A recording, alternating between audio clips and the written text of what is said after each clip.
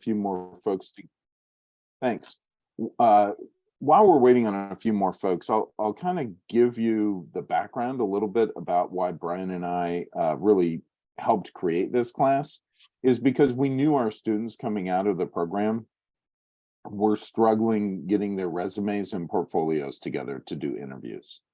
And resumes and portfolios are things that, even though you should be on top of it, even though you should be doing it, it can be overwhelming to kind of do what you need to do. So having a class is kind of forces you to get stuff done, right? And that's why we typically sign up for classes. And so this class is going to help you kind of work with your peers to get your resume and portfolio where off to a good start at the very least, right? At the best, you're going to pull together all your stuff and feel really, really good. So we know that different people come into this class in different places, have different amounts of things to show.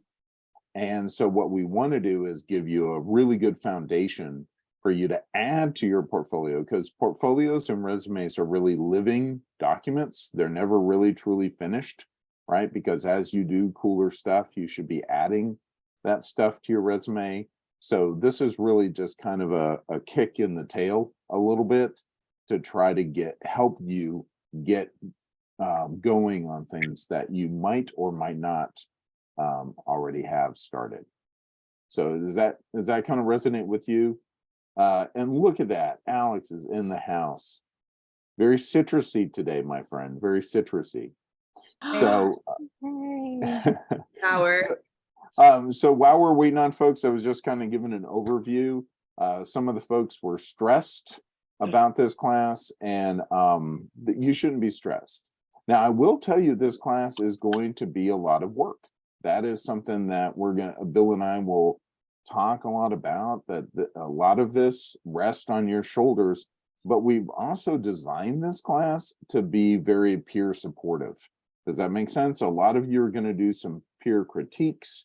You're going to help each other. You're going to look at each other's work, and you're going to offer suggestions and ideas based on things. Our goal on this is to give you a lot of resources, push you forward, and go from there. There are some benefits to really using this time to get as much done as possible. And so we'll continue to talk about that as we go. So Bill, how are we doing on roll call? How many folks are we still waiting on? Maggie Austin. So one more person? Yep, and Osmond and Aurora, would you mind turning on your cameras so we can see y'all? Awesome. Perfect. Thank you. Thanks, guys. Yeah, part of this, and one of the reasons I know people, especially in teams, some of us working on teams are used to keeping our cameras off. But if you are going to be working from home, or depending on how companies are doing their interviews, it's very likely that you might have even an initial interview on camera, right, on your Zoom camera. So this is part of the class. So just FYI, the expectation is you are going to show up and be on camera, because you're going to have to be paying attention to how other people are, and also yourself, right, when you're on this type of virtual meeting. And that's something that we can talk a little bit about too, or discuss. So while we're waiting on a few folks, any initial questions kind of before we get the class officially started? Anything going on in your mind? We're going to have an exercise to help pull some of that out of you here in just a second, but I just wanted to kind of open it up initially. Maybe that'll help get this. How do you create a resume? That's awesome. We are totally 31 years old and literally nada. Yeah, I've done nothing but you know what I'm saying? This class is going to help you out today. This class was almost made for Alex. I can't put School of Hard Knocks as part of my education, and I mean, there ain't enough respect for managing a household and stay-at-home parenting.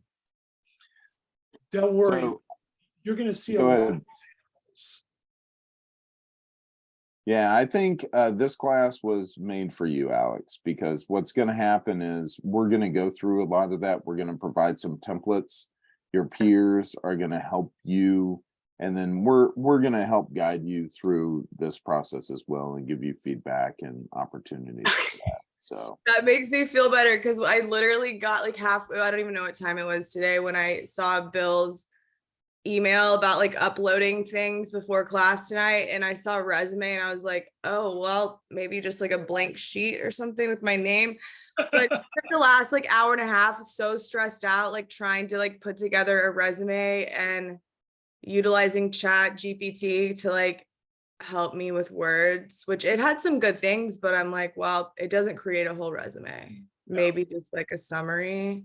yeah, but that's one thing. Ways to make like skills, you know, like doing laundry sound like I just like solved the world's most difficult problem. You know what I'm saying? So yes, yeah, I do. So I think what I love that you just mentioned is you're jumping into all the new tools that are you know coming into the marketplace and saying, how could this tool potentially help me? Right. And so that's something that, you know, from a, you're not afraid to jump in and figure out what this new AI stuff can do for you, Alex. And so that's kind of actually a great skill set, right? I'm You're not excited for it because Jay, I don't know if you have read the design of everyday things, like the updated the new edition, Mhm. but I just finished it today, or listening to it. Is that even reading? Yeah, So yeah, it's reading. I'm down 899 to go, but AI was like one of the things that he was talking about, and how like machines and humans and like, I don't know. I think Yeah. my new celebrity crush is Don Norman. yeah, Don Norman for sure. All Nice. right. So that's, well, there you go. I mean, that's something that you probably would not have said before you started this program. You know, and I'm sure somewhere Don Norman is blushing, you know, because he now has a new celebrity crush. All right, Bill, do we want to get started? Yes, guys. Man, welcome to the class. You are in breaking into design and designing a killer portfolio that would get you hired.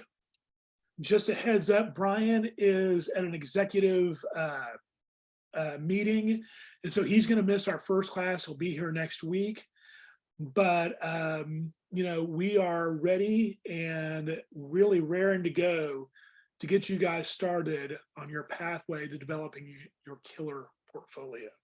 Killer. Yes. Are they gonna drop? I mean, I don't want to kill anybody. They're not gonna like literally drop dead when they see it, right? They might. Yes, Alex, that is your My resume from Chat GPT is good enough no, we're gonna give to you get them to look at my portfolio. no, we're gonna give you some good tools and good examples to help get you over that. So your teachers are Brian Sullivan and Jay Shu. And here's our agenda. 6:15, we're going to do hopes and fears. And then we're going to do a quick review. We're going to go over personal branding. Everybody needs this. We'll have a break. Then we're going to get into resume essentials, networking by the incredible Jay Shu, coffee break, portfolio essentials, and then finally the wrap up. Like I was telling some of y'all earlier, we may end a little bit early, but we're going to leave that time open to really get deeper into specific questions about resumes, portfolios, branding, etc. Cool? Okay. So you guys have all been around the park before. You've seen that we use these tools. So we are going to start with, and okay, I'm going to have to actually, because I'm running this. Have you guys ever heard of hopes and fears before? Never. Never. We've never We done did it. it. Michelle, you're shaking your head no. This thought is we a did Jay this the Shu first- classic. That's where I learned how to take off a Post-it note. Yes. There you go. I love this. I'll never forget that, learning that Neither. bit Neither. of, So guys, we are going to set up breakout rooms. And I am going to, we have 12 people. So I'm going to, let's see. Let me make sure. Yes. So I'm going to go ahead and put 3 people in a room each. And we want you guys to discuss for the next 4 minutes your hopes and fears for portfolio class amongst each other. Is that clear? You don't need Post-it notes for this. You just need to have a conversation. Cool? Yeah. Hopes and fears. Any questions about this? Okay, guys, I'm going to create the rooms and let y'all jump on in. Hey, let me see. Bill, did you accidentally put me with somebody? I think because you're not a, anyway, you Oh, don't, gotcha.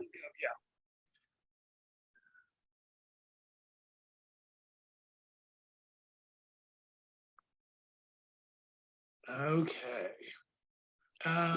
Want to make sure there's nobody in breakout room 1 that's supposed to be with me. There's there's 3 in each room. Oh, okay, good. Okay, so let me stop share. You can stop recording. Yes, that's just like kind of understanding how to apply this to your type of career, like this specific course. Yeah, so that's really good. Chris, what's going on in your brain from hopes and fears? Sorry, I'm still trying to finish dinner. Sorry, didn't mean to catch you with your mouth full. No, it's all good. Yeah, I got home a little late, so I didn't have time. Anyway, hopes. I think a couple of us are transitioning, so we're from different fields. So we're kind of hoping to learn what branding ourselves looks like and creating a portfolio and a resume that kind of reflects that. So we're able to, because we've never had to do it before. So it's a whole new ball game that we're getting into. And then fears, I think, is time commitments for sure. Yeah. And then also for me, it was not being able to find my voice. So like it feels weird to like have to condense myself into a brand. And so I don't know what that looks like, but hopefully I'll be able to figure it out with you guys. So Yeah, so here's the thing. Imagine this is kind of like a drawing class, right? Not everybody is going to come in with the same set of skills and practice. Okay. So, but the idea at the end of this class is you're going to be able to draw better than you did at the beginning of this class, right? For somebody who's really done a lot of drawing, this class is going to help them get their drawings to a point where they go, yeah, I feel really good about my portfolio.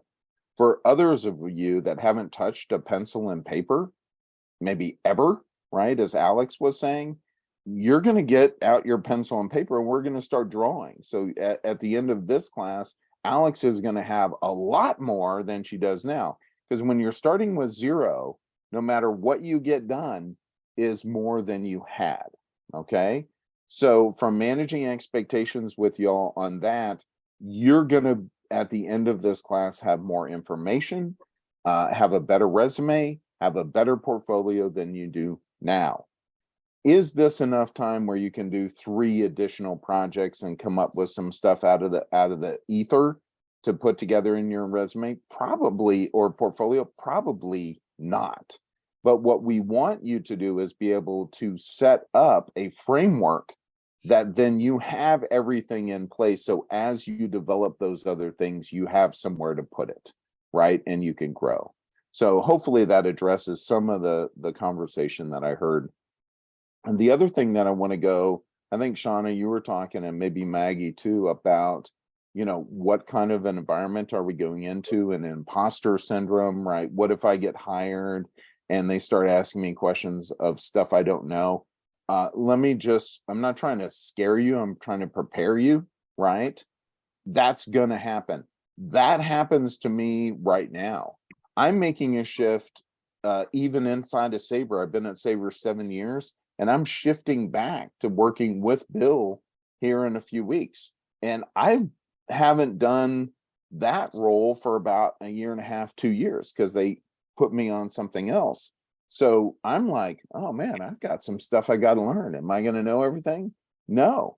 And I'm your teacher. I'm your professor. I've been doing this for a long time, and I still have anxiety and other things, if I'm just being real with y'all, right? Because it's like, holy macro, we did a reorg. My boss is not the same boss that I had for 5 years. Is the economy, or is Sabre gonna fall in line with like Amazon and Microsoft and all these other? Maybe. The answer about it though is, can I prepare myself as best as possible for whatever happens in the future, right? And we can only control what we can control. So our goal in this class is to try to get you as prepared as possible, and then being able to manage through your fears and other things.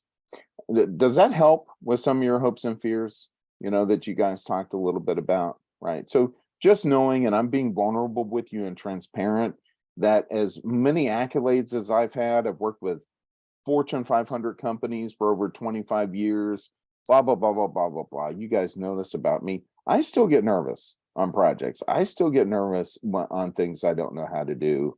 And the world's changing really, really, really quickly, right? With AI and everything else really coming mainstream, that's going to change the way we work on things. So the way we're doing work now is not going to be the way we're doing work in 5 years or 10 years. And yes, there's going to be a lot for you to learn and a lot for you to adjust and, be flexible with what's happening in the environment.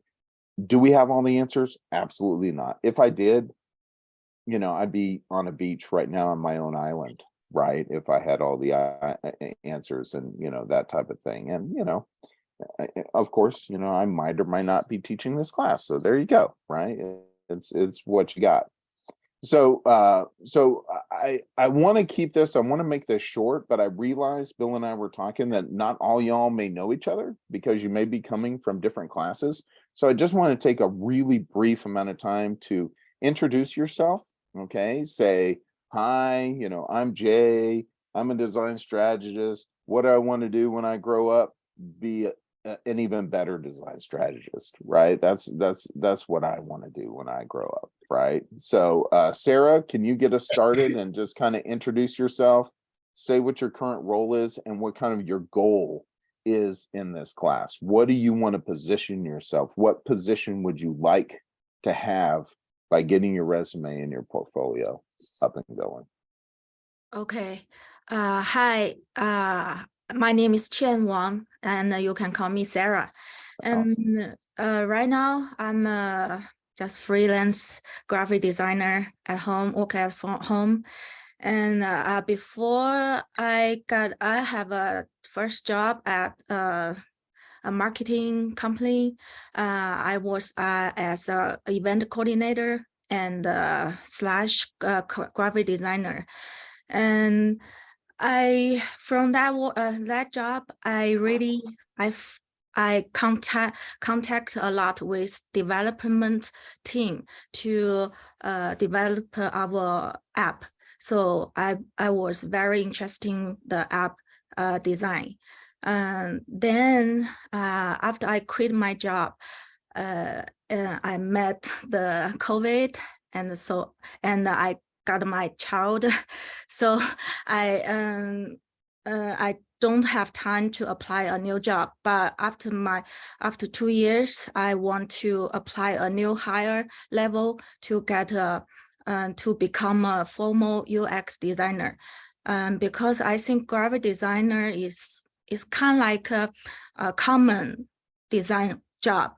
It's everybody knows design field. Everybody knows their design therapy. So I want to be more professional. So that's why I apply the class here. Very nice. Very good. And Jane, yes, if you can tell us again, your name, obviously, and then what you're doing now and what's your goal in this class at the end of this class. What position would you like to try to go for? Oh, and you're on mute. Yep, Cool. there you go. My name is Jane. I'm currently in the restaurant industry. I've been a server for 5 years, or now going on 6. I did go to college for a bit, and now I've been interested in the design field for a long time, and just thought that it would be a good step to do the UX UI certificate program. So here I am, just doing it. Very nice. All Awesome. right. Yeah. Tamara. Hi, I'm Tamara. Oh, Tamara, sorry. Alright. I get called all the time. People I've I worked don't with. know why I did that, but anyway. Call her T. Can't mess that up. Yeah, so I'm a nurse. I work in an operating room. I was an engineer in a previous life, and so I'm kind of ready to get back to that, get out of healthcare, and not my bag. I hope to kind of rebrand myself. I really enjoy more of the UI side, and I did Preston's AR VR stuff, and I really dig that stuff a lot, especially I'm thinking AR, but so I hope I end up somewhere in there.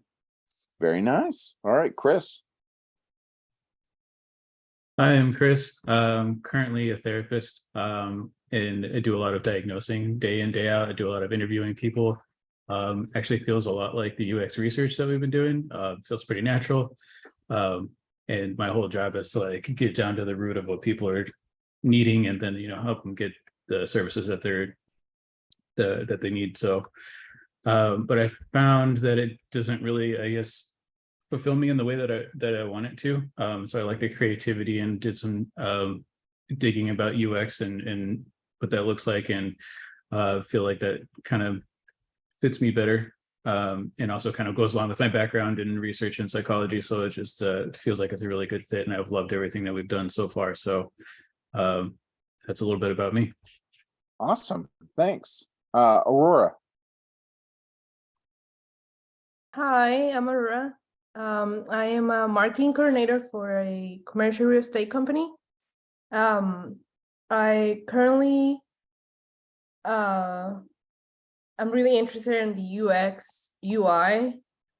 I really like designing and creating new stuff. So I'm really excited about this class. Awesome. All right. OA.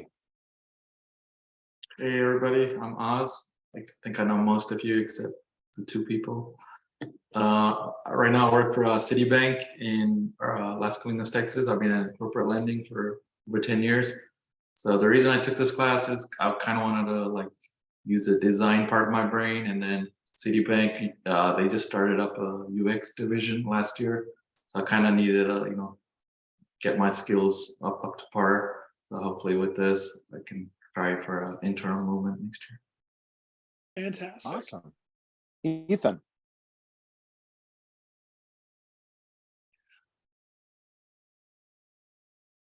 I think And you're on mute. Can you all hear me now? Yes, Yep. we can. All right, awesome. So my name is Ethan. I'm currently a project manager at a event management technology company. And I decided to take this course because I was very frustrated with the software that I work with and thought I could do it better. And I initially thought that product management was the move, but then I quickly realized that they don't know what they're doing. So I decided to shadow a designer for 6 months and do this. excellent. Nice. All right, Maggie. Hi, I'm Maggie. I currently work in like a real estate analyst position, and for a while I've wanted to do something creative, but haven't found like a good area to transfer over because I've always kind of been caught between like the analytical and the creative. So I'm really interested in like the usability, like research that we did, but I'm also just liking UX in general. So I'm kind of open to a lot of the fields, but I'm excited to make a switch. Very Awesome. nice. Lone. Hi, my name is Lauren. So I'm currently a pediatric home health nurse, and I wanted to, well, I'm excited for this class because I really want to learn how to know how to market myself from like a nurse to a UX designer. It's really hard to kind of like really brand myself and tell them like what I'm really skilled at in UX design because I didn't come from that background. But yeah, I think I really discovered that I wanted to do something in UX design from like serving because I've always wanted to make everybody's experience better, always asking like, what can I do to make it better? And so I always like gravitated towards that, you know, to have everybody's experience like the best they could be. Very nice. Alex? I'm Alex, and I took this course. Well, I have a friend that's in development, and she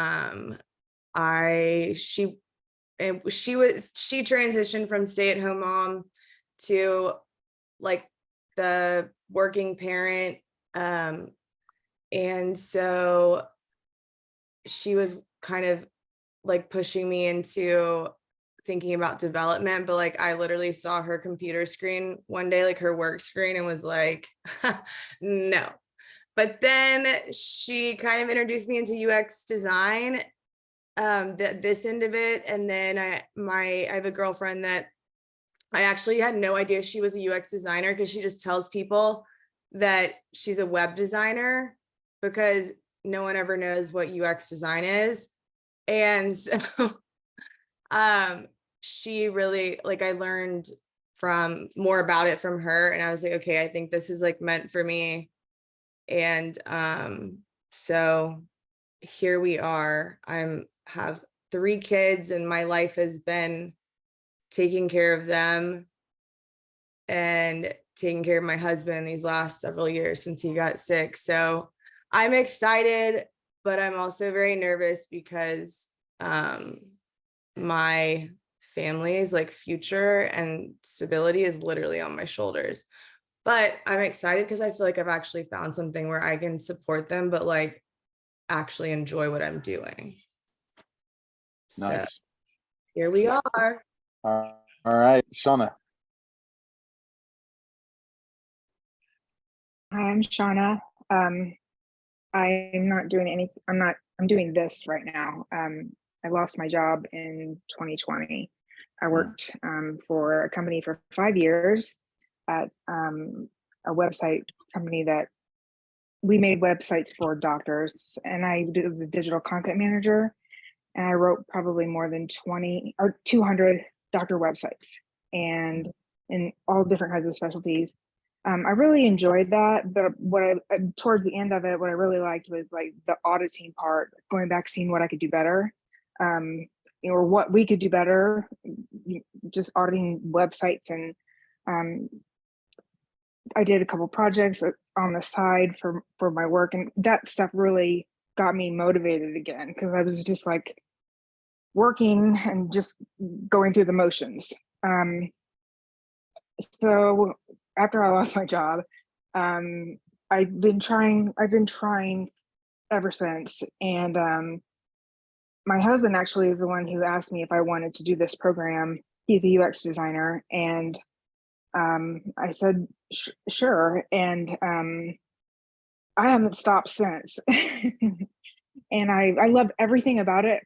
I want to brand myself and tell a story about, you know, I have 20 years experience in advocacy and journalism, and I have a master's in journalism, and I want to all these things to say something that will get me a UX job and let me do something that'll help people, make something that will help somebody, and that's, to me, would be worth everything. So Nice. there you go. I think that's achievable. I really do. So Michelle. I'm Michelle, and so I've been doing floral design for like 10 years now, and I got into this because I just really needed a change. I really feel like there's not much I can do with floral anymore. It'd be nice to do a job search that has like more than 5 results. So it's kind of a 180 for me, but I'm still, you know, I feel like I'm still kind of figuring where I fit in all of it, but that's why I'm here. So something I don't say every time, but before I switched to UX, I was animation motion graphics. That was my business I did for 20 plus years. And so I get transitioning, and I get transitioning to UX. So this is coming from a place of understanding transitioning is hard. UX is really, really broad, it takes time. We're going to go in and address a lot of these things if at the end of class, and we'll try to get through some of these slides so we can make sure that we have some time at the end. Write down your questions, right? If we're going through and you're like, oh my gosh, what does this mean? Make sure to write down that question, right? Because we are going to try to make sure we get through the content. As you know, Brian Sullivan really likes us to finish on time, and for those of you that have had Brian's class. So we want to make sure that here, so we don't have to play by his oh yeah, we do. He's here. Even when he's not here, he's here, Alex. he's here. He's here.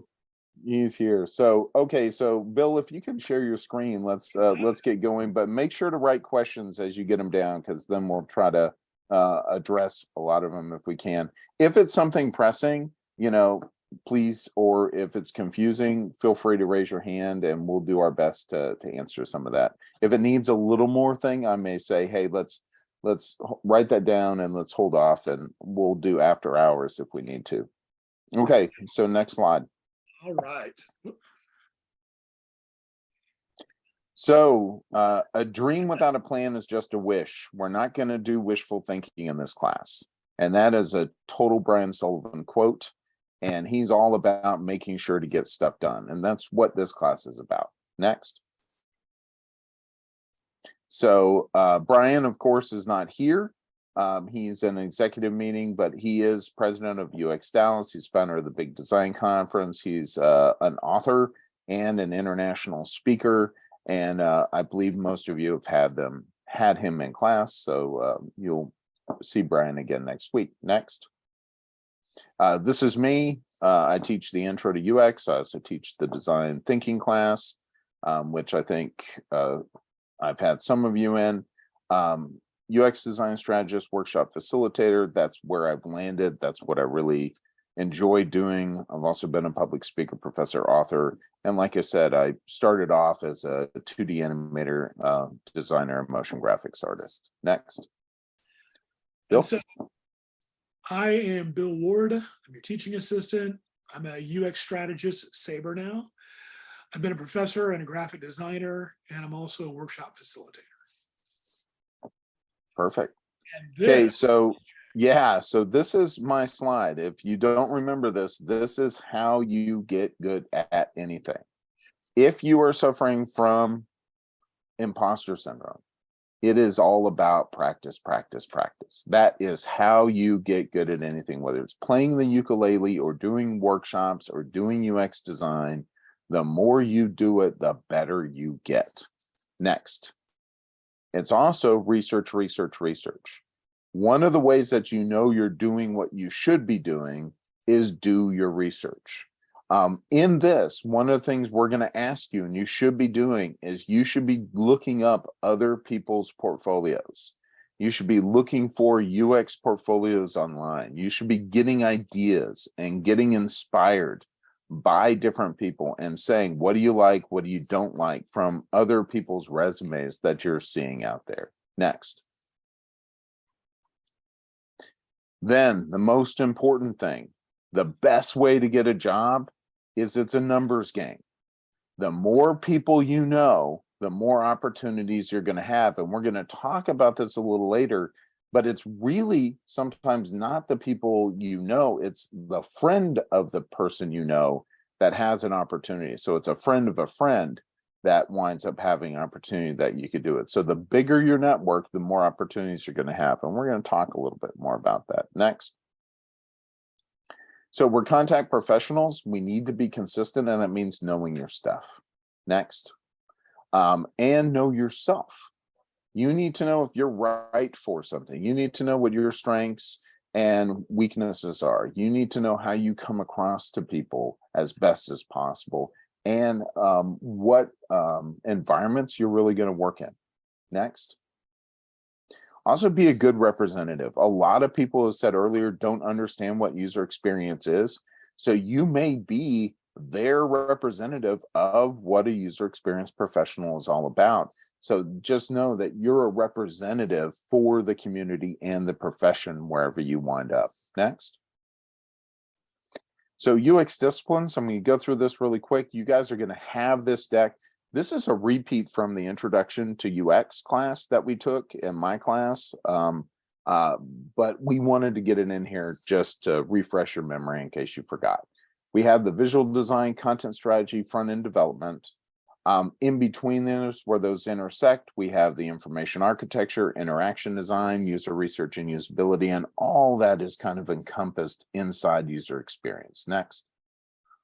So the four main buckets that you're going to find yourself in are strategy, UX research, design, and usability testing. If you're going to be in strategy, you probably need to have some consulting or light consulting in your background, because that's part of strategy. You're going to be that consultant. User research, you really like doing a deep dive.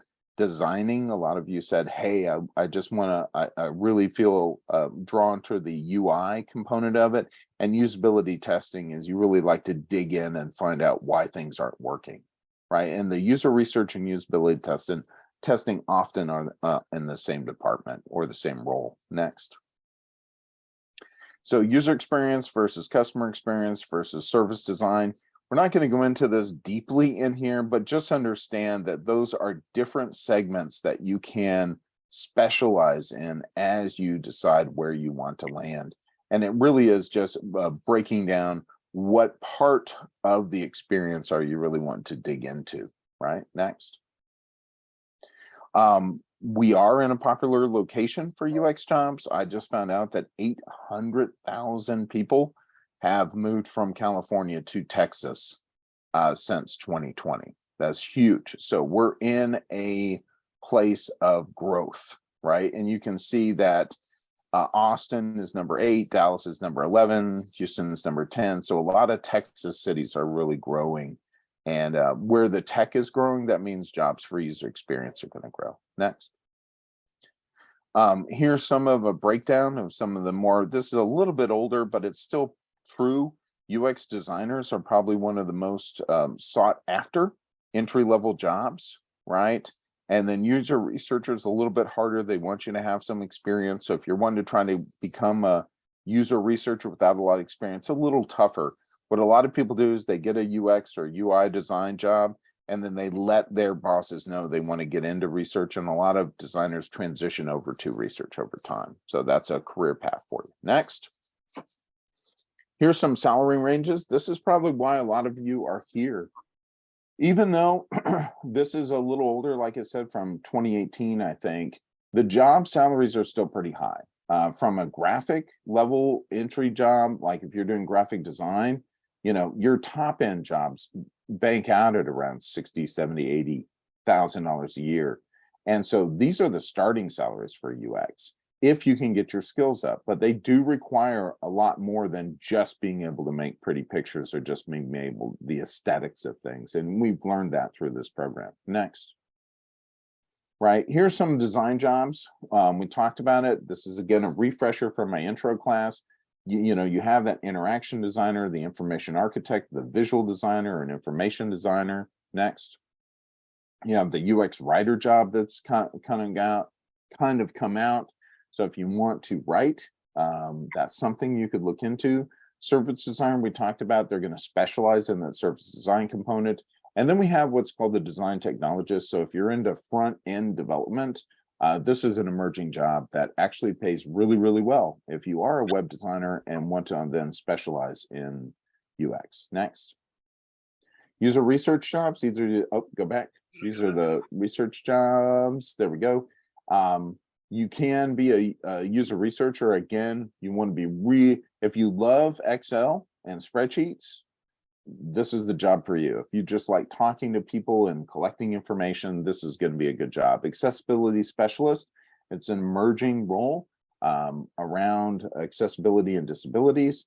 Human factors and ergonomic specialist, a lot of government jobs is where you'll find those kind of positions. Next. UX strategist, that's what Bill and I do, right? It's working with the business folks, working with the product folks, helping them understand how they might increase the value of their products and what they're offering. You also have content strategists and customer experience specialists as well. Next. So, Bill, I'm going to throw it over to you, sir. You bet.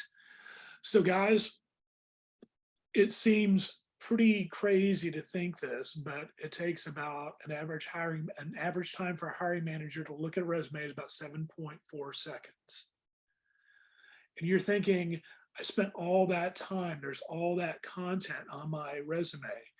Well, they're cherry picking certain areas of your resume, trying to see very quickly, because they have to go through so many resumes in a day. Is this person going to be right? Are they going to make it to the next level for me? And so many resumes are dropped out very quickly because they don't have the right kind of content. They don't have the right information to say, yes, this person is right for this job. So we're actually going to get out into breakout rooms again. And you guys are going to analyze. You need to take a screen capture of this resume. So everybody, please do that for me now. So the idea is you're imagining you're working in your dream UX job. Your team needs to hire a user researcher. Your boss wants you to review resumes. You guys are going to be in breakout rooms and you're going to get 5 minutes to review this resume. So again, take a photo now, a screen capture. You guys are going to review this resume in your breakout room. You're going to need to read through it, ask each other questions. Would you interview this candidate? When we come back from the breakout room, you guys are going to discuss and answer this question. So I am going to, so has everybody gotten a picture or a screen capture of this resume? And now so give me a thumbs up if you have. Awesome, I love it. Okay, I'm gonna stop sharing. And do I have any questions before you jump in? Nope, all good. Okay, breakout rooms. I'm opening the rooms. Get in there and discuss. Whoop, wait a minute, cancel. Get in there.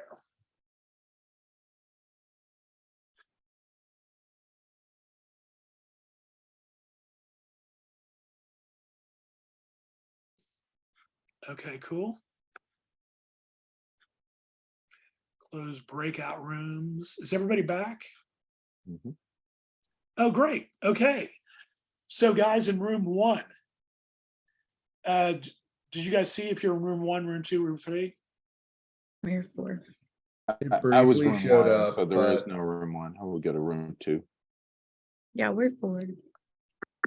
Okay, so okay, now we're all back. Okay, great. So, Ethan, what room were you in? I was in room 4.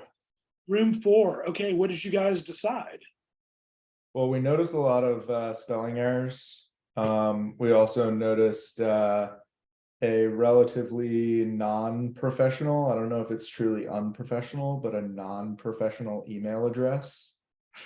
And we also found it very curious that this person, we'll just use today's date as the reality, but that this person had been working for 5 years as a UX design and in UX design and research. And for one, put that so low on the resume. Yeah. For 2, formatted the resume this way. And Yeah. then for 3, put that below their college experience and the classes that they took. All right, good, Yeah. good. I don't know. I would feel bad because I feel like I kind of like took a lot of wind out of everyone else's sails there too. Well, I think that was a great start. Let me ask, is there any other group that wants to add to what Ethan said? It's just real vague. There's nothing like that seems like super specific. Like I worked on, this specific project, or, I mean, it's like, oh, I kind of did some stuff. Nice addition, Tamara. I can't get your name. Tamara. Tamara. Yeah, no, forget it. Just Forget it. call her T. Just call her T. I tomorrow. agree. Excellent. Okay, thank you. Great addition. Anyone else? Yeah, what my group decided, well, I kind of 50-50, not sure he has some of the right words on it, but there's so many mistakes. It's out of order, and then if you don't read it like a resume usually reads, it trips you up, and then you feel like it's almost misleading. So you feel like the sections are out of order. it's flow very just out of order. seemed off. Like it didn't seem like it flowed, and And if things they're could have probably skipping- been concise. It was very wordy. Yeah, and I feel like he has potential to get the interview, but he just has to rearrange the, like Ethan said, the work experience on top, so it can highlight his experience. And also with the description, with what T said, it's saying like what he did, but it's not really quantifying like what impact he made on that job that he had. All right, Lon, nice summary. I think you guys did very well at deconstructing a resume in a very short time and not a lot of instructions. Well done. Jay, do you want to add anything to this? Nope, I think let's keep going. Oh, Jane, go ahead. Did you have one more comment? I'm sorry, I thought you said Jane, but there's like no visual for someone applying for a design job. There's no visual aspect in this at all. So Awesome. That is a great finish. It was like kind of, it hurts if you have OCD at all, it's like kind of painful. Well, I think Alexandra, you may be a good reviewer then for what's coming up next. Okay, great. I think you guys did fantastic. I'm going to go ahead and move. So these are some of the things I think you guys pretty much hit most of these aspects of the review. And so I'll just add something really quick. I didn't hear you call out the college student thing, but this is something that you guys need to be mindful of when you're doing your resume and also your portfolios. And we've had this in past classes. We've had, I'm a graphic designer who is trying to move into UX. Right? So your resume screens it and your portfolio screens it. That's okay if that's what you want to do. Like if you want to find a graphic design job where they want some UX experience, that's okay. But if you want to position yourself as a UXer who has this background, that's a different perspective. Do you guys get that? Oh, like I'm a UX designer with a background and with previous experience of, in graphic design. Right. Is that what you mean? That's exactly it. Right. So, and it can be how you position your resume and how you position your portfolio in your writing and your brand. That is what we're going to get to. Back to you, Bill. Awesome. Okay. So one last thing, those the duty-based descriptions. So there are some really strong keywords that can help you emphasize your contribution rather than just saying, I did this. We'll talk about those too, but you guys did great. So basically, we don't know who Kevin really is. We don't know what he does. And so therefore, nobody wanted to hire Kevin. Aw. It's okay. Kevin's going to make a comeback. So with this, we're actually going to transition over to personal branding. Jay, please take it over. All right, next slide. So this personal branding is all about finding your way, or who are you? Again, it was just what I was talking about. Your personal brand is the past, the present, and the future idea of who you want to communicate to your potential employers and everything. You do have a past. Everybody realizes you have a past. How can your past experiences have gained, helped you gain the knowledge and information that makes you an incredible UX professional, right? One of the things you want to communicate is your values, your beliefs, and your passions. You want to talk to your experience, your skills you currently have, and how your personality is in alignment with the company and the goals of the person they're trying to hire, right? You want to get across your personality, behavior, and style. All those things are going to come across both in your resume and in your portfolio. And it's what people are going to say about you when you're not there, right? So let's get personal with your brand. Next. Leaders are readers. Alex talked about this. Whether you're listening to books or reading books, books are the best way that you can get that in-depth information that's going to come across in an interview, right?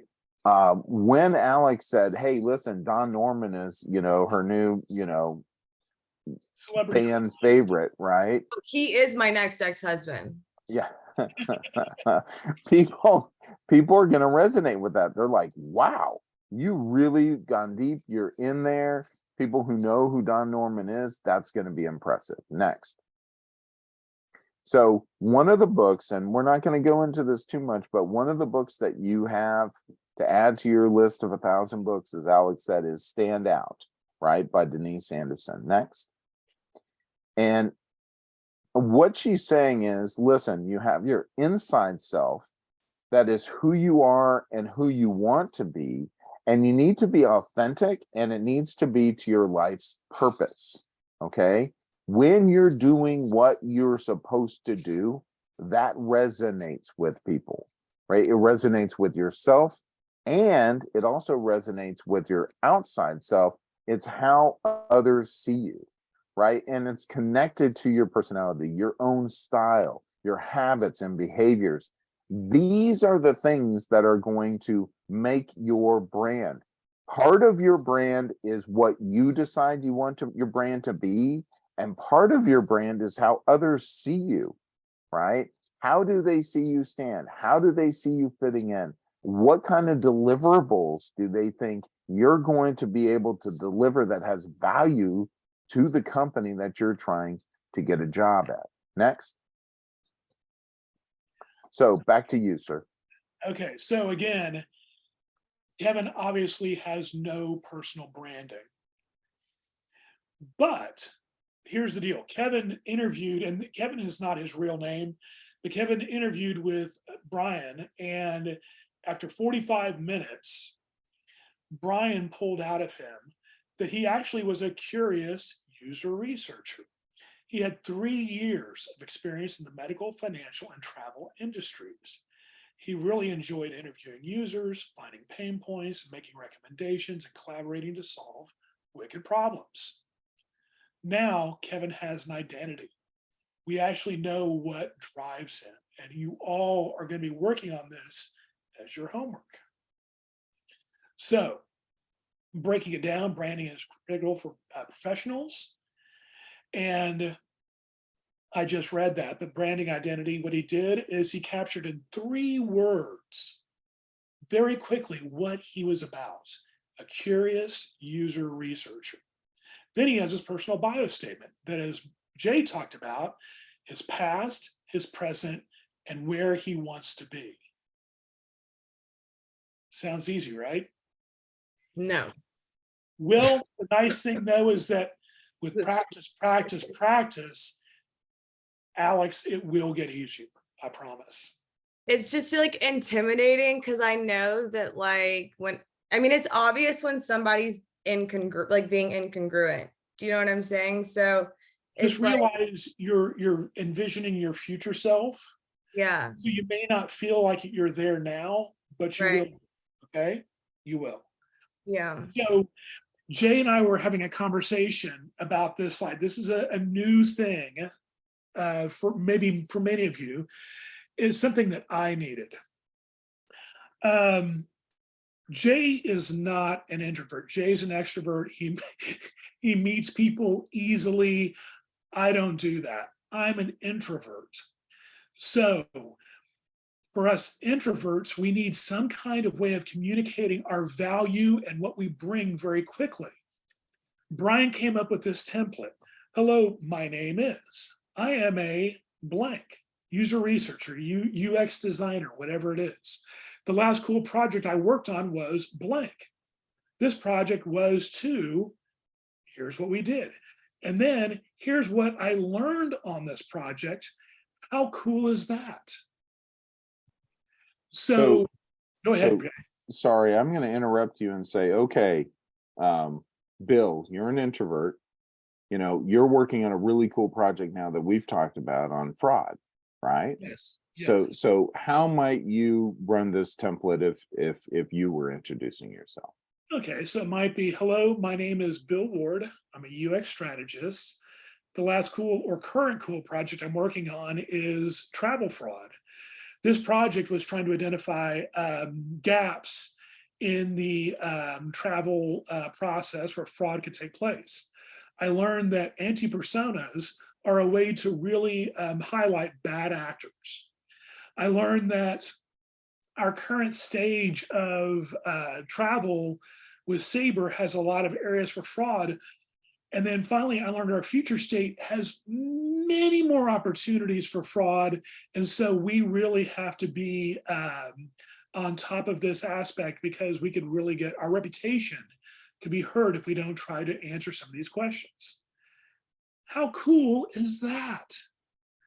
And that for me is, I need this. I need a way to structure communication, because this is not my strength like it is for Jay. And for many people who love talking, that's really not me. So we move on. Kevin's story. Kevin Johnson is a curious researcher at Dallas ISD. He worked on Project Pegasus to connect inner city, I can't even read, inner city internships and local nonprofits. He learned that inner city kids need to see larger possibilities. Nonprofits need help with marketing and fundraising, and STEM can find relevant internships in the program. How cool is that? You got 0 of this out of his resume. Right. Brian pulled this out of him with an interview, and you guys are going to discover this within yourselves. So your first homework, we have these, the personal branding sheet that asks you lots of questions that help you pull out your networking statements. It is in files and Canvas. We'll go over it at the end of class today. So you're going to work on your 3-word personal branding caption, a 2 to 3 sentence personal bio, and your networking pitch. I'm going to suggest you do this over and over, 3 or 4 times, so that you find lots of keywords. You find several projects that you've worked on, and because you can still take things that maybe not have been UX driven, like I did, I found those in my teaching classes. So you want to have a few different options. So again, this will be at you're going to get this PowerPoint, you're going to have all this. So I'm going to move on. Oh my gosh, coffee break. How nice is that?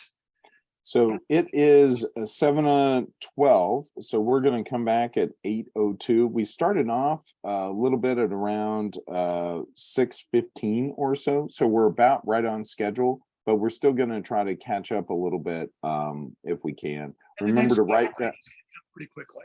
Yeah, remember to write down questions if you guys have them, so that we can do it. And for those folks that want to, at the end of this,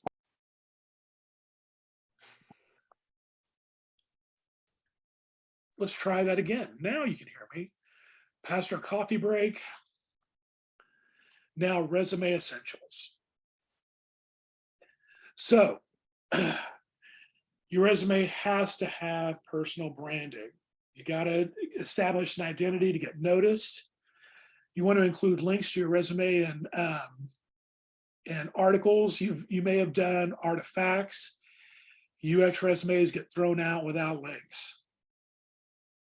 So it may be more visual than other resumes. It depends on what kind of job you're applying for. It needs to give insights into your thought processes. You need to explain your impact on your projects. How did you impact the business? Describe what makes you special. Your skills and experience did make a difference in what you've done in the past. So Kevin Johnson really isn't communicating, let's fix it. On the left is the original, on the right is his new resume. Now, we actually know who's interviewing. It's Kevin Johnson. He's a product designer and user researcher. Wow, that helps. Recognize his email on the right. Now it's a Gmail account. Much more professional. He has a summary. He's a product designer and user researcher with relevant experience in the travel, financial, and medical industries. Well, we talked about this before. So basically, he's really communicating value up front. Now we go to his experience, like many of you recognize. And he actually spelled the company Dialexa that he worked for correctly. Woohoo! Oh my gosh. Then he explained the project that he did for them. Project was reducing food waste for City of Dallas, performed 20+ user experience interviews with stakeholders, worked with team to wireframe 17 new concepts, redirected 30+ tons of food to community shelters. So you guys see that he's hitting it by the numbers. He's sitting here explaining his impact to the business. So his education goes to the very bottom. Apparently on the right, being a Clark Scholar is apparently a very big deal. And it's a national recognition. And so that wasn't even on his past resume. So he put his skills on the right-hand side, his speaking engagements. We didn't know Kevin was a speaker. Look at him now. And then the awards he won. Can you believe the resume on the left is the same guy as the resume on the right? Thank you, Tamara. So yes, this is really, it's really a matter of emphasis and really understanding what it is that makes you unique and how to pull that out. And you guys are going to be working with each other and really working on how you pull out those unique aspects of yourself and getting those in your resume. Jay, do you want to add anything to this? No, I would just say that understand that in all of this program, we design things on purpose. So peer design is really important. How easy was it to figure out that you wouldn't have brought in Kevin initially as a resume? Pretty fast, right? You guys kind of figured that out pretty quickly. It's always hardest to work on your own stuff. Would you guys agree on that? Right? It's your own stuff because you're so close to it. So when you're peer reviewing with other students in this class, they're going to be looking at your stuff with different eyes than yourself. And so that's on purpose. So to help you brainstorm and collaborate more on things, right? Not just get the answer from Brian, Bill, or myself. It's working through, thinking through, because this process of working with each other is actually going to help you refine your own resume better as you're helping other people, right? So that's by purpose and by design. Back to you, Bill. Awesome. Okay, so we're moving on. Catherine Plone has a very visual resume, but again, you can still see that level of what I call typographic hierarchy, because I'm a graphic designer and that's what I talk about. Her name, huge focal point. What she does, award-winning designer of experiences, interfaces, and visual spaces. Second level of hierarchy. Then you have her experience and the things she's worked on. Then she has links to viewing the work. So she has her skills on the right-hand side, view my portfolio. Now, she seems to be a bit older because she has a lot of links, a lot of awards. But typically we try to get you guys to reduce your resume down to one single page.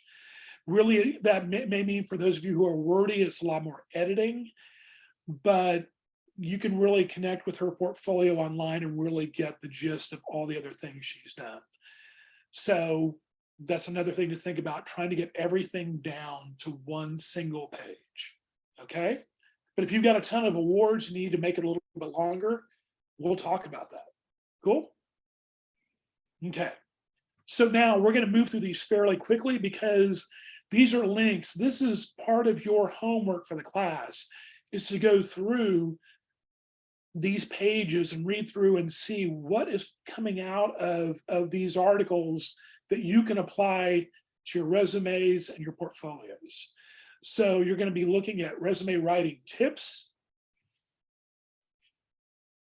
This next one, 21 inspiring UX resumes. Again, compare and contrast. You all have such wildly different backgrounds. And so looking at one resume or two resumes, that's not enough. You need to look at dozens. We've given you links so that you can really learn from and pull from what Jane might go, oh yeah, this really resonates with me, might be completely different for Alex and completely different for Tamara. So that's why you guys got to read through lots of examples, make lots of notes, and really try to figure out what's inspiring you from these examples. So homework number 2, write or update your professional resume. Before the next class, you need to complete it. Complete your readings assignments, all those links that we gave you. Many of you already uploaded your resumes. Your homework is to go back through those resumes after reading these assignments and being able to say, what changes did I make? You should be making changes all the way through this class, all the way through this process. This is not, as Jay said at the beginning, it's not a one and done. You're going to be getting feedback from your classmates. You're going to be going back and fixing it. You're going to be getting more feedback from your classmates, and you're going to be going back and fixing it. But you got to have something to start with. You got to have something to review for next week. Am I clear on that? I'm seeing nods. Excellent. So again, your resumes are going to be peer reviewed, partially because Jay and Brian and I do not have time to sit down and read with you. It would take up the entire class if we tried to do it ourselves. Peer review is better because you actually hopefully are making some contacts through this class with your peers, with your classmates, when you're in these breakout rooms, and you guys are going to have connections to lean on and hopefully maybe get job leads from. So homework number 2, getting your resume updated. I'm going to tell you right now, I think Brian used a Microsoft Word template to get started on this resume to help out Kevin. So templates are not a bad thing. Many of you are not designers. That's okay. Use templates where you can. You can modify them and adjust them and make them better, but at least you need a starting point, okay? Don't start from scratch. Use a template to get you moving quicker. Cool? Okay, someone put something in the chat. Research. Awesome. Thank you, Jay. Okay, whoop, I just lost that. The power of networks. So I want to go back really quickly, but it blends into this. So how many of y'all finished if you finished your program, which I think is a lot of y'all here, how many of y'all signed up for the LinkedIn group for former students of this program? So I see 1. Okay, you need to do that because there are a lot of former students who have gone through this class and gone through this whole process, right? And if you reach out and say, hey, listen, I'm in the portfolio class, I'd love to get peer reviews from any former students, I'm just finishing, any former students who'd be willing to do a review of my resume or give me any feedback, use that, right? Because a lot of them are now in positions where they've been in the class 6-7 years ago. They're now having jobs, they're now seeing resumes and other things. So use that network. So next slide, which takes us right into what this next part is about. And for all of y'all know, this is my mutant power, right? Networking. It is what I'm good about, right? And 70% of people who got their job got it through networking. Bill, did you get your job through networking? Oh, yeah. Oh, yeah. Did you want to tell a story? Go ahead, tell the story. Oh, gosh. So, guys, one of the things, this is my story stack. So, I got a degree in graphic design eons ago. But one of the things you realize that you have to constantly update your skill sets in order to keep moving and keep advancing, or just keep a freaking job, right? So I I actually left advertising to go into teaching because I wanted to avoid coding. I did not want to go into coding. Guess what? For my first teaching job in Dallas, I had to learn coding. The things that you push against sometimes are the things that just are not going to go away. So I learned coding and I actually learned to love it. I actually enjoyed taking code and making something visual from it. But I knew that that wasn't enough. I needed to keep moving forward. And so when I heard about the SMU boot camp for UX, I was like, man, this is the next thing. And then I heard Brian and Jay speak at UTD, and I'm like, holy shit, these guys are the real deal. I gotta be a part of this. And then after they spoke, I'm like, Brian Sullivan, I'm joining your UX program. I am so impressed with what you guys have been talking about. I'm so excited. Man, that was years ago. And then Jay asked me to TA, and I'm like, oh my gosh, I'd love to. And we shared war stories through COVID and having to teach online. And I mean, man, so I didn't get into UX immediately, but I learned the skill sets. I applied those skill sets in my current job of teaching. And then I got asked to sign on to Sabre. And so it wasn't a boom, one step, you're done. But man, those experiences kept building and led me to where I am today. So Jay. Yeah, one of the reasons I wanted Bill to tell his story is he was a teacher. He wanted to transition. He met Brian and myself. I had resisted getting a TA for like years. I was like, yeah, I don't need one. I'm not seeing anybody who I think would be a good TA for me. And then Bill was in my class and he was so positive and so helpful and just really, really a bright light in my design thinking class. I said, hey man, have you ever thought about being a TA? And he goes, dude, I'm in. And then, you know, we ran into COVID and he left AI, and through Brian and I, we got him an opportunity helped get him an opportunity in an interview at UNT. He taught there, and then this position opened up just recently at Sabre. So the reason I'm telling you this story is many of you may want to transfer out of healthcare right away. I get it. You're like, man, I've been there, I've done that, I want to get out. But your next step up job may be in healthcare, but it's more UX. And then you gradually shift from where you are to another opportunity. So don't get discouraged if your next job isn't exactly where you want it to be, because it could take a couple moves before you wind up where you want to be eventually. And that's why I want Bill to tell your story. But the networking component, if Bill hadn't come to UTD, right, to that presentation, he wouldn't have seen us.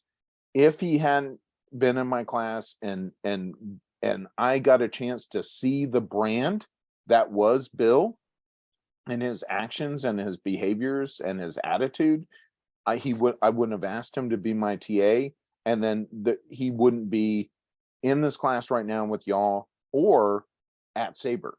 That just would not have happened. And that's how important your personal brand is to creating opportunities for yourself. And you need to be mindful of it. And you need to think, what is my brand that I want to project into the world that's going to allow these opportunities to unfold for me? Next. So there's a website here. So I need you all to look up, and Bill, can you type that in real quick? I think you're a faster typer than I am in the chat. Share and let me escape and let me go to. So while he's doing that, this is a fun little website. And, you know, for those of you that have been around a while, you may know who Kevin Bacon is, or you watched Guardians of the Galaxy Christmas special, then you know who he is as well. So, but if not, there was a meme that essentially said he is connected to like everyone by at least 6 degrees. Like through Kevin Bacon, you can meet anyone. So what you're going to do is you're going to go to this website and you're going to type in some names that you guys can think of and see how many people is related. So Bill's going to do something really quickly. Okay, Bill Nighy, he's an English actor.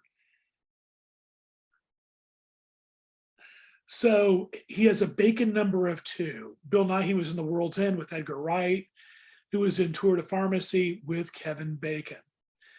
So an English actor who's like, I think he's in his 80s now, and Bacon is maybe in his 60s.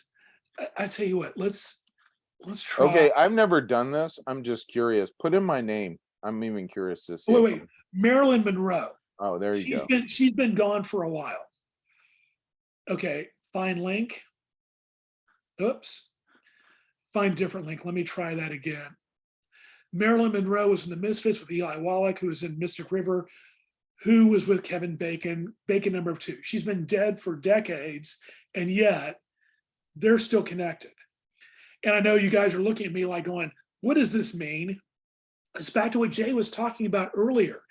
Your direct friends, the people in this class around you, may not connect you to your next job, but maybe a friend of a friend in this class may be connected going, oh man, do you know somebody who knows the medical industry really well? Because we're looking for a UX researcher in medical. And it's like, well, man, I work at Sabre, but I had half my class was in the healthcare industry, and I might be able to connect you with somebody there.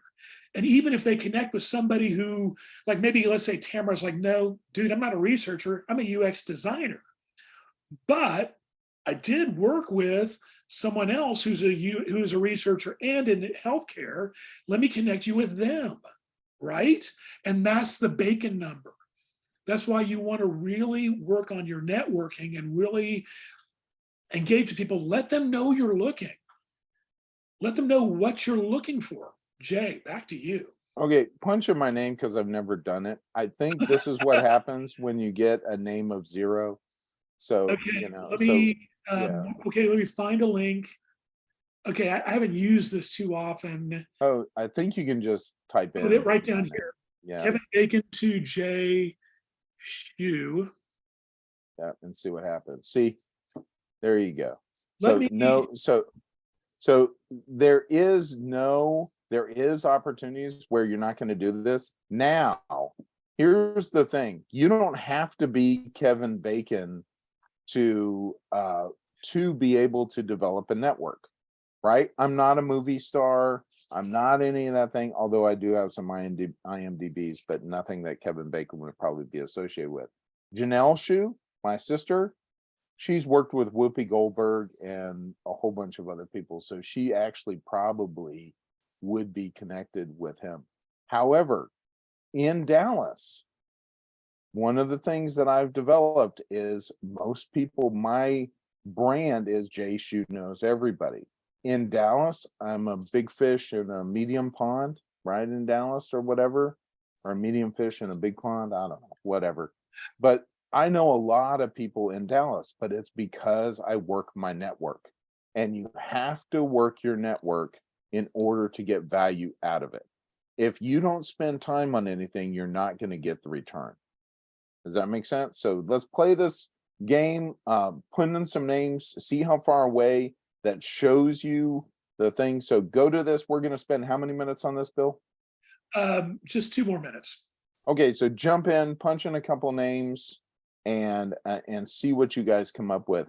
But it does show you that a friend of a friend is how you're going to more likely get your job. It may not be the direct friend, you know, it's probably somebody they know that then can do it. And if you get a friend of a friend, they are much more likely to help you in. How easy is it to throw your resume to the void and have 0 connection to a company? what are your odds? Too many A stories. lot less than if you can connect somebody who's already in the company and they can at least say, hey, I heard about this person who's looking for a gig. They were referred to me.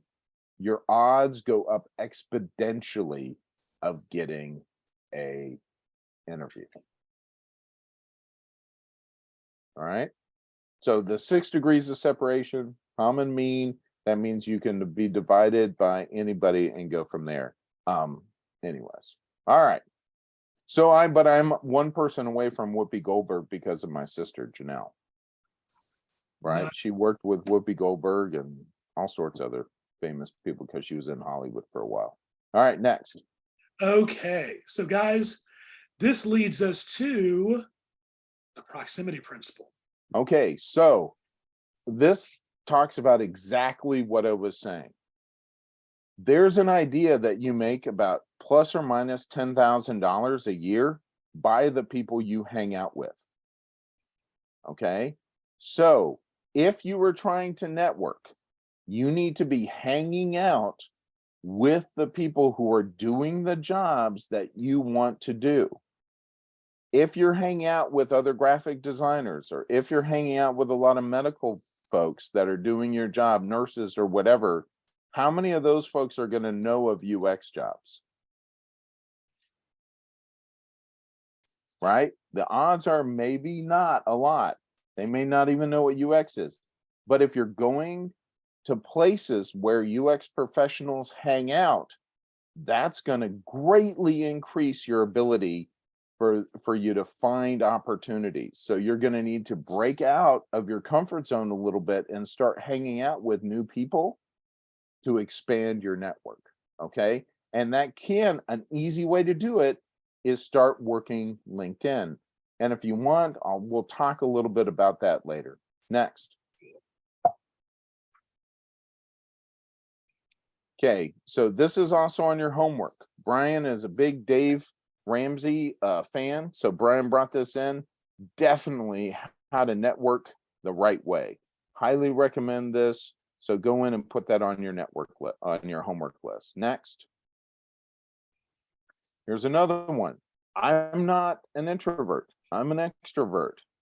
I actually do pretty good if I get an interview. If I get an interview, I get the job, or at least a second look most of the time. But for folks who are introverts, it's a little different, right? And what they're looking for is they're looking for people that feel comfortable in this. I'm going to give you a huge secret about being an introvert versus an extrovert that I see in my friends. People approach these things in two different ways. They approach it as if it's a cold interview for somebody you don't know, or a warm interview for somebody you do know. Extroverts approach all engagements as warm. That's why they come across as more authentic and approachable and comfortable, because extroverts tend to act as if they already kind of know the person or are comfortable with the person. And because of that, the other person feels more comfortable. Right? Who would you want to work for? Would you want to work for somebody who's really nervous, who doesn't talk to you, who avoids, some of these other things? Probably not. Or would you rather feel like you want to hire somebody that you could probably talk to? Now, the cool thing is, most people in corporate are introverts.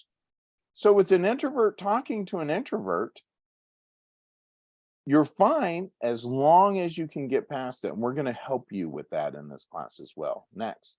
And I'm going to add a quick little Sure, thing. go ahead, Bill. So I was at the Sabre event last night with Jay and Brian, and an entire room full of people from Iceland, India, Poland, Dallas, but I've only been with the company for 2 months. So I know about 2 people in the room. And there's maybe there's hundreds of people. And I have to sit there, and I represent the design strategy group for the innovation group. And I'm like, okay, this is one of those times that I really don't enjoy. I just don't enjoy groups. And of course, especially nobody I know. But I got to jump in and say, hi, how are you doing? My name's Bill. I work with Brian. How do you know Brian? How many years have you worked at Sabre?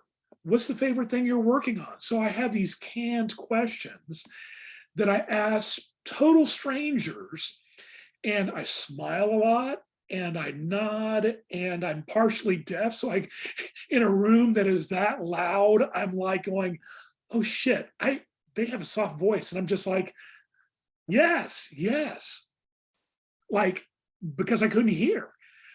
But I come off okay because I moderate my anxiety in groups with having pre-built questions to help me engage.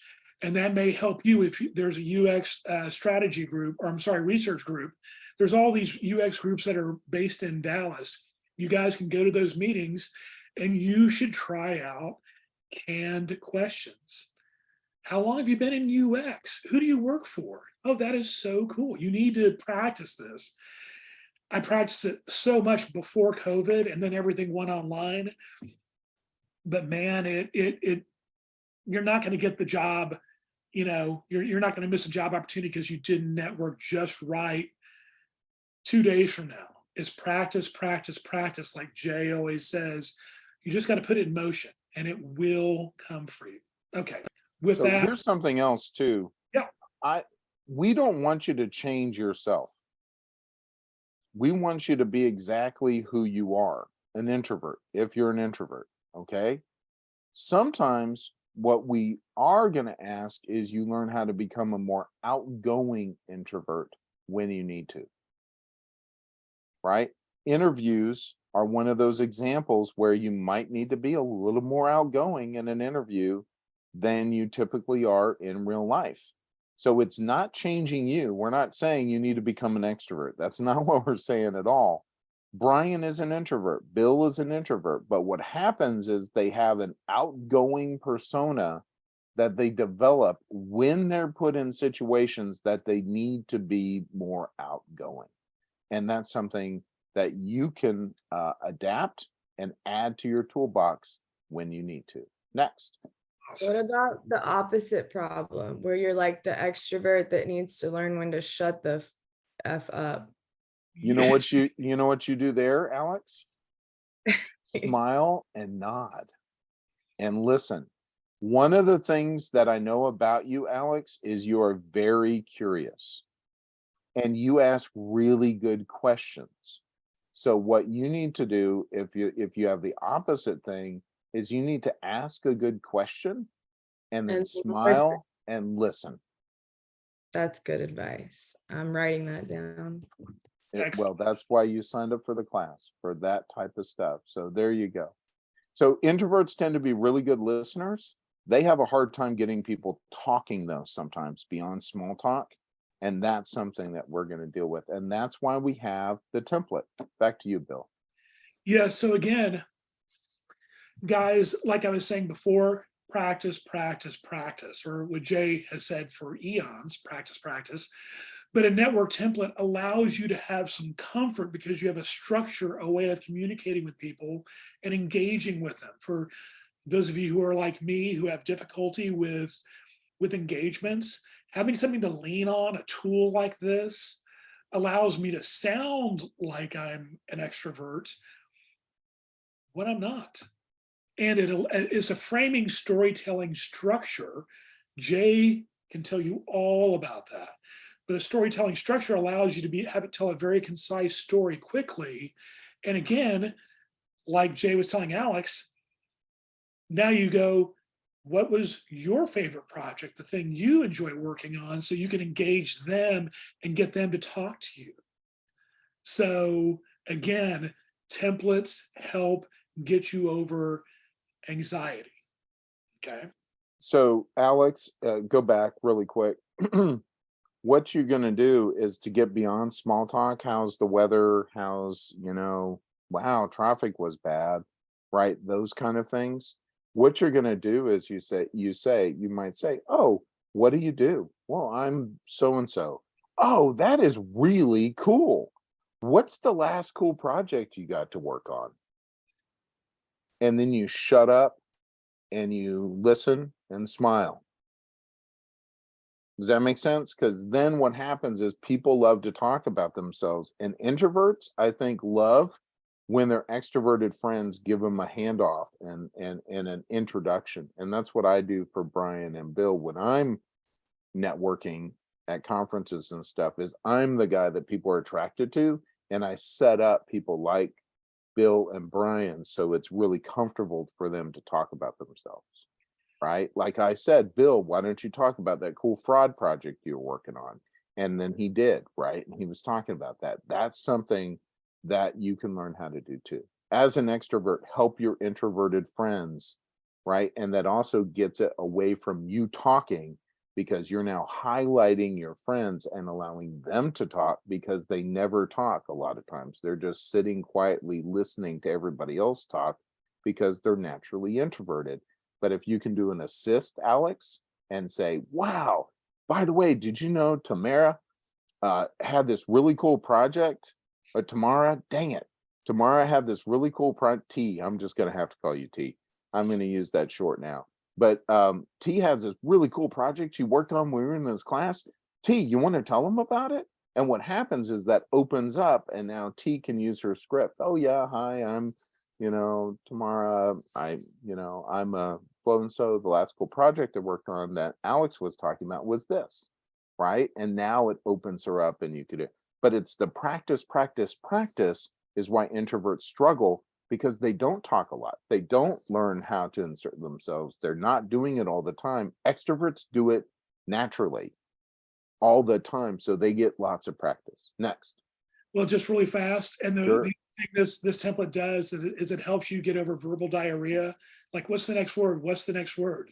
Well, if you work on a template with the main key words in it, you're prepped, you're ready. Yeah. You're not sitting there thinking off the cuff. Oh, you've got it ready. So anyway, yes. Okay, so networking is a contact sport, right? It's learning how to stay connected. And this is where LinkedIn goes. First, how many people are not on LinkedIn? Raise your hand. Okay, that's a problem. You need to get on LinkedIn, okay? Why do you need to get on LinkedIn? One, recruiters are on LinkedIn. They're looking at people on LinkedIn to find open positions. Two, I have increased my network. I'm not even trying on LinkedIn, and I think I'm connected to 8,000-9,000 people or something like that, going on there. What I do is I seek out really cool professionals that I want to be connected to, and I reach out to them, or have my friends reach out to them, or say a little thing when they post something, and people pay attention to that. So I'm connected to PhDs and CEOs and badass data scientists. And some of you mentioned AR, VR. I've been actively connecting with everybody in the innovation AR, VR industry. And if they show something cool, I'll repost it, just their thing. And I've gotten like 6,000 impressions from something I've reposted that somebody else posted. But I've heard people say, Jay has really cool posts on LinkedIn, that he shares. So you don't even have to be a content provider. You just have to be connected to people that do really good content. And then you can share that content to your network and gain the value of having that network connection, right? So it's a contact sport, and LinkedIn allows you to have that connection. Next. Okay. So the emotional piggy bank.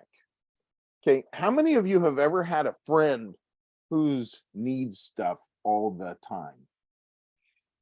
Right? Okay, I think everybody, if unless you're a human and you really don't talk to anybody, you have a friend who goes, hey, I need this, I need this, I need this, I need this, I need this, I need this. Those are withdrawals, right? When somebody takes something from you, they're taking withdrawal. How humans work is we kind of pay attention to that. If you help somebody, you're making a deposit, right? If somebody's in a jam or they need some help, you make a deposit.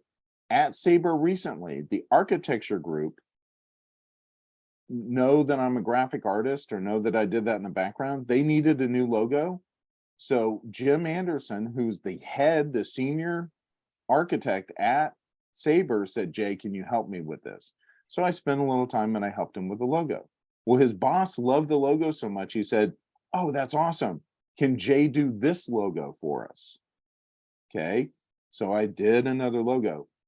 His boss, Jim Anderson's boss, came up to me last night at the event and said, thank you so much for helping us with our logo. It was awesome. So now at Sabre, I'm connected to some top tier folks, SVPs, executive senior directors, the head of architecture for Google Cloud, and I go to coffee now because I made some deposits. I'm going to be going through some cloud training. I now have the guy that picked the training, that's gone through everything, that I can reach out to and say, hey man, what do I need to do to prep myself for this training and other things? Or if I have questions, I can reach out. So deposits and withdrawals, that is how relationships work, right? It just is as human beings. So make sure that you're making deposits. So if you need to make a withdrawal at some point in the future, you have a friend and an ally that is more likely to help you on that. Does that make sense? Don't be a taker all the time. Take. You've also got to think about that balance. Next. Who you know gets you in the door and what you know keeps you there. So in your network, when you make friends, when you make alliances, when you are connected with people, those people can help you get that interview. They can help you get in the door. They can help you get past the AI gatekeepers, right? That are sending your resumes back for whatever reasons. Okay, they can say, hey, listen, and personally hand your resume to somebody who's hiring. However, what you know keeps you there, right? So who you know gets you in the door and what you know keeps you there. That's why you're always a constant learner. And if you're in this profession, you're going to be learning the rest of your life. You're never going to sit there and say, I know all of UX, right? That's never going to happen. Even Brian and I and Bill are learning stuff every single day. These anti-personas and everything else for fraud, that is a whole new thing that we're developing because this problem presented itself and the strategy team was asked to help solve it, right? That's not something we learned in a class or read in a book. We're having to deal with that. So anyways, keep going. So back to you, Bill. Okay, so homework number 3, get connected to others and join networking groups. So Jay put, or somebody put a link, no, it's Aurora, put a link in for the SMU UX Bootcamp students. Everybody needs to join that tonight. So you're going to complete all of your reading assignments. You guys have a ton of reading assignments. Get connected with your classmates. Those of you who are not on LinkedIn, build it out. Just put a picture, get something on there ASAP so that you have the beginnings.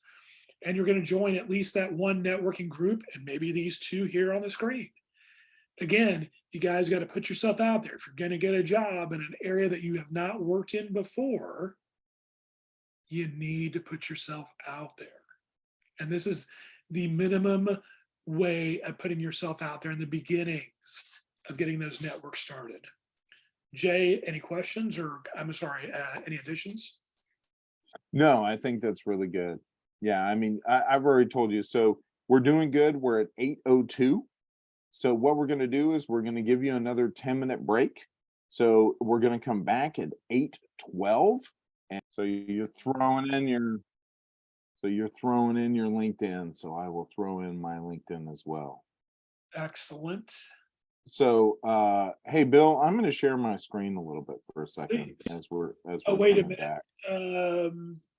I got you. It's allowing me. Or what? I'm still waiting. Oh no, you can share. Okay. So here's my LinkedIn. Is it the best LinkedIn page in the world? No. Have I spent a lot of time on it? No. But what I do is I do check it, and I will post, and you can see I have about 8,000 something people that are following me like this. But here's an example of a post, right? And all I did is I said, how cool is this? And yet I do wonder about how this fan's data might be used in the future. Because what they did is they scanned in this guy, right? And Yep. Cool. I watched that. yeah, and then they put him inside the game. But his data now is inside the game. And my question is, how are they going to use his data? Right? Because they can make his image now do all sorts of things in that. So that got some reactions there, right? And it got about 2,000, almost 2,000 impressions.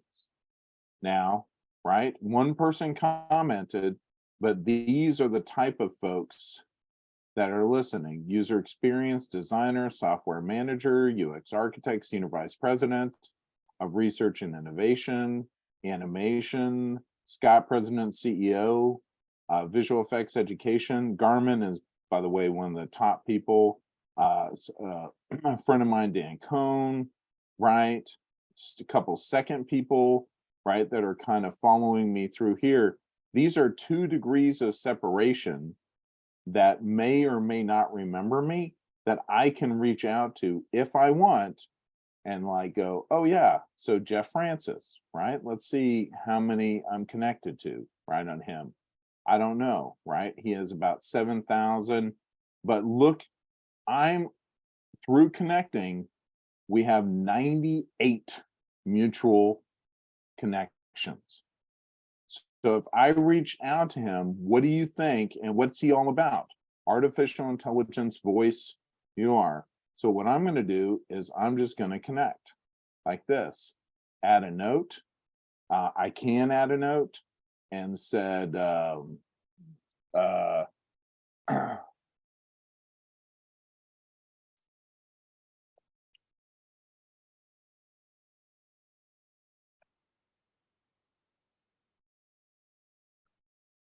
right, there's all sorts of theories about this. I don't really care 100% if he connects with me or not, right? But he went to University of North Texas, right? And so that's something else that Bill. So do you see how networking, that 6 degrees of separation? I now have 98 or people that I could say, hey, how do you know Jeff?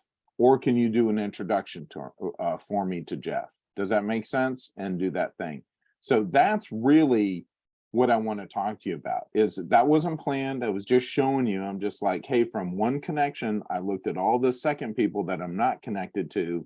That means I'm 1 degree away from them. And you can see it, CEOs, PhDs, badasses in this thing. And if Jeff connects with me and he posts content and it shows up on my feed, I can share it. And if you share that content, I'm making emotional deposits in his piggy bank because I'm sharing his content with my network. And if I go back and say, hey man, how's it going? I dug this, or make a couple comments, he's going to remember me. That is how human beings work. So that's kind of a hack that I just showed you on how you develop your network in LinkedIn. Back to you, Bill. Okay, I'm going to share screen. Guys, we're about to wrap this up. And I am now going to get into portfolio essentials. So portfolios, they highlight your design and research processes. They show the past work to help you get the next or future opportunity. The process of creating a design or research portfolio allows you to reflect on skills, experiences, passions, and achievements. You can create a website or a PDF. Most people prefer websites because they're interactive. My thing with you guys is that start with a PDF. Just get your content pulled together first. You can always put it into the website template, and I'm going to get to that in a minute, but you got to start somewhere. And we got to post things up on are murals, which I'm going to get to later as well. So I want you guys to really think about just getting your assets pulled together. So again, they show you a process, whether your strategy, research, design, a usability tester, or a combination. So this is a very oversimplified approach. I'm going to go through this quickly because we have really good examples now that we didn't have before on my website. So again, you really need an introduction, much like your resume, to say who you are, what you do, and what you specialize in, like an elevator pitch. And again, you're going to have all these slides anyway. So then you start with your project. What is the project name? The dates. Did you work on it for 3 weeks, 3 months, 3 years? You know, so let people know how long it took you to do it, and then explain what the problem was and how you solved it, and potential UX activities you performed while you were doing it. We include assets or artifacts like sketches, wireframes, workshop photos, whiteboards, with captions that explain what's going on in that photograph, how it illustrated or added to your solution and the process you were using. Compelling quotes are great. Metrics are awesome. You may not have a ton of metrics, but if you did usability testing on your app, and then you said, oh my gosh, we're having problems with people working with it, and we made these changes, and now instead of taking 23 seconds to get from one step to the next, we now found it took 11 seconds. Guess what? That's a metric, that's measurable. And you did that through the class. Or you can do that after the UX class. You can keep testing your stuff to get these metrics. You don't have to stop at the project just because the class ended. You can keep testing it, getting data, and using that for your portfolio. So UX Folio. UX Folio, you can put one project on for free. It's more of a drag and drop. A lot of students will use this so they can at least engage with their material, put it into a website, even if they're like, well, you know, I don't know if the web is really the way I want to go. Man, it at least gets you started in thinking about your personal branding on the web. So we highly suggest you all have, if you're not using WordPress or some other way to get your portfolio up on a website, UX Folio is a free way to do it. And you'll see that many of our students did use UX Folio in previous classes. So you've got a way to get your information on the web. Now, this is a little bit more of a stretch maybe for some people who have had jobs that had a higher security risk. NDAs, I'm going to go through this quickly. It is a design problem. So showing process images so that you're not showing specific content, specific solutions that are maybe trade secrets. Process images show I'm a UX designer or researcher. I know how to use the process without giving away trade secrets. Another one is to blur out information. If you, again, you have specifics like emails are a thing that companies do not want to give out. But if you blur that section so that people can't read it, then all you're doing is showing the wireframe. And I know this is more of a UI solution that we're looking at here, but it's a way to show content without giving away trade secrets, without violating a non-disclosure agreement, okay? Another way to do it is to genericize it. So in this case, the person designed a website. The website is maybe behind a firewall, and so people can't get to it. So you can skin the website. It still shows your design process, your design, you know, how you deal with typography and stuff, but it's a way to show something that people aren't allowed to see. Like our Sabre website is behind a firewall.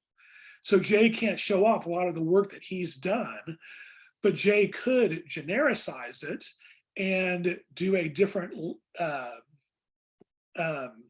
reskinning of it and be able to show that stuff if he so wanted to.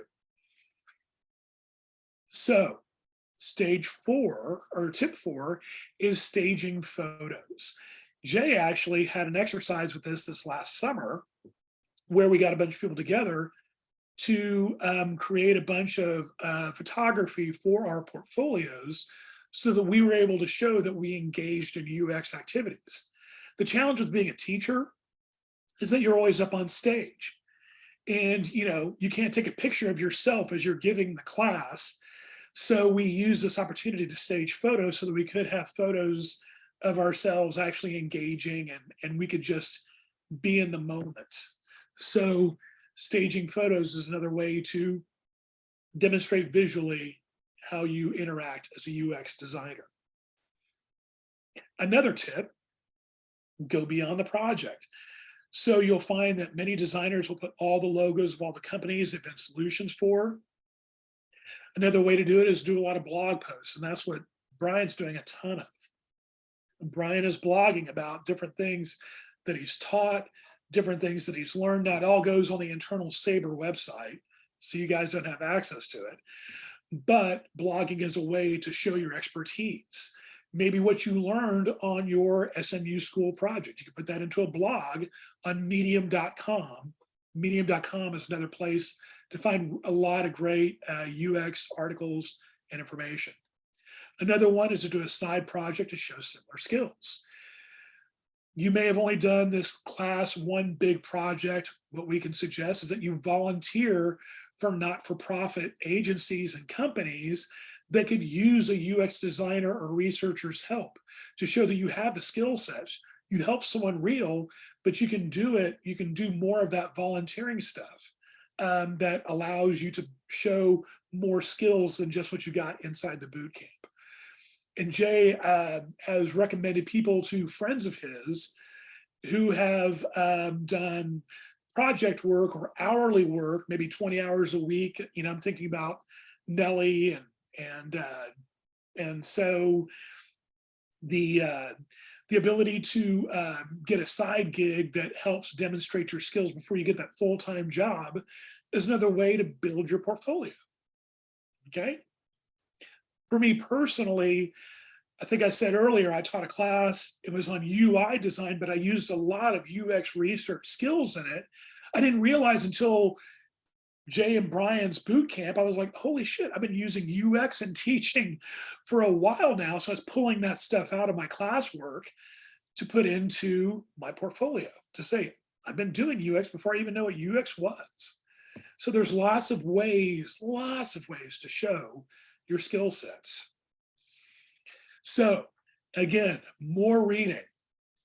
NNG is Norman Nielsen Group and, or Norman Nielsen. Anyway, so they are a hugely amazing reference. It's, man, I mean, they've been around for decades. They have a ton of great reference beyond just these few links we're going to show you. Spend some time and explore the website after the class. Get our class work done first, but go really deep because they can give you a lot of great information on a lot of great things. So they also have another page for UX research portfolios. So again, researchers, you have places to go to get some good links on other UX portfolios and tips. Product designers. I taught a lot of product design at UNT. And so using these examples, again, they use UX Folio, free website. And just realize you guys are going to look at these examples and you're going to go, man, this is nothing really like what we did for our project. Someone said they did a healthcare project, and someone else, they did maybe a catering project. And it's like, these portfolios don't look like mine. Well, they're not supposed to. I mean, they're inspiration, okay? You can't just lift from them, but they're there to help you understand how people have approached the portfolio thing. So this website link, I actually tried it earlier and it wanted me to put in my information And I was like, I don't know. So keep looking around the web for examples that don't require your information. Homework number 3. Create an initial, this is maybe actually number 4 now that I think about it. I think we already hit number 3. So number 4 is create an initial draft of your portfolio before the next class. Complete all these reading assignments. Use the artifacts from previous classes. Get the rough draft done before the next class. And guys, the quote on the right is huge. It's not about perfection, it's about progress. If you're trying to write the perfect line to start off your novel's never going to get off the ground. But if you just write and write and write, and then later you go back and edit, at least you have something to edit and review.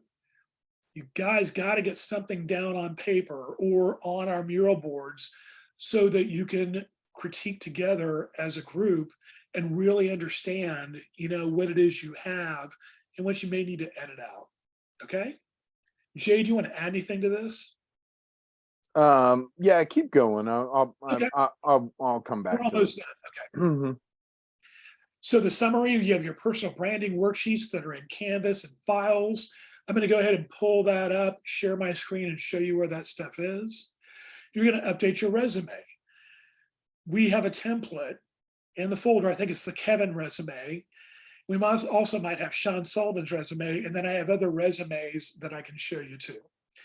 You're going to create a portfolio case study or draft of your project, and now you get to pick. If you already had Jay's hands-on design thinking class, that is another asset, another portfolio project. I suggest if you can only work on one project in the time frame, you may want to pick the big 16-week project simply because there's a lot more to it. But realize you need to add the hands-on design thinking class to your portfolio because that is an all-inclusive project too. So failure is not an option, it's a choice. How are you going to choose to use your time? I'm gonna just totally steal from Jay today. Jay's like, man, if you just spend 10 minutes a day, 10 minutes a day, gathering assets, writing a few lines for your resume, just 10 minutes a day, you're gonna make progress. And what's most likely gonna happen is you're gonna spend more time doing it because you're into it. You're like, oh crap, I'm finding all this cool stuff. And you're gonna spend more time and you're gonna get stuff done. And that's what we got to do in this class. We got to get stuff done. So we're going to end the way we started. A dream without a plan is just a wish. We're not going to do wishful thinking. Guys, this class is an engagement class. It's not a sitting around and watching cool stuff move in front of you. You got to jump in with both feet. You got to get engaged. Your classmates and us, we're here to help you, but we got to have things to give feedback on. So we got to see that first draft of everything. So Q&A. Jay, do you want me to show the assets we have now, or do you want to jump in, talk for a while? And then I'll tell you what, while you're bringing up the assets, I'll talk a little bit and then I'll turf it back to you once you have everything back up. So, how many of you overthink? Raise your hand. Right? How many of you can sometimes get paralysis through analysis? Right? And that's you're overthinking it, so you do nothing. Right? And like Alex was saying, she's like, man, I'm just starting at zero. I got nothing. I don't know what the heck to do at all, Jay. Well, that's not true, Alex, because you did your case study, right? So you have that as a case study for the class. You were in my hands-on design thinking. So that means you have two things that you could do. You went through the methodologies, you understand design thinking, you have assets, you have other things. We said you could stage photos, right? While we did a lot of things online, there is nothing preventing you from reaching out to some of your former teammates and getting together, put some sticky notes and stuff on a board and doing some of these photos like we talked about, if you need photos for your thing. But did customer journey mapping and then Preston's AR VR too. And I think the journey mapping was in person or some of it. And I'm almost positive she took photos. So I can reach out. right, so these are skills that you can talk about. Journey mapping, AR, VR. Those are skills that you now can talk about in your resume. So here's the thing. How many of you think your first pass on your resume is going to be perfect? I'm not seeing any hands going up. So, but you know what prevents people from doing is just doing it. Do your rough draft, right? Do your rough draft, get your started on your portfolio. Go to the UX Folio website, sign up, put your name in, right?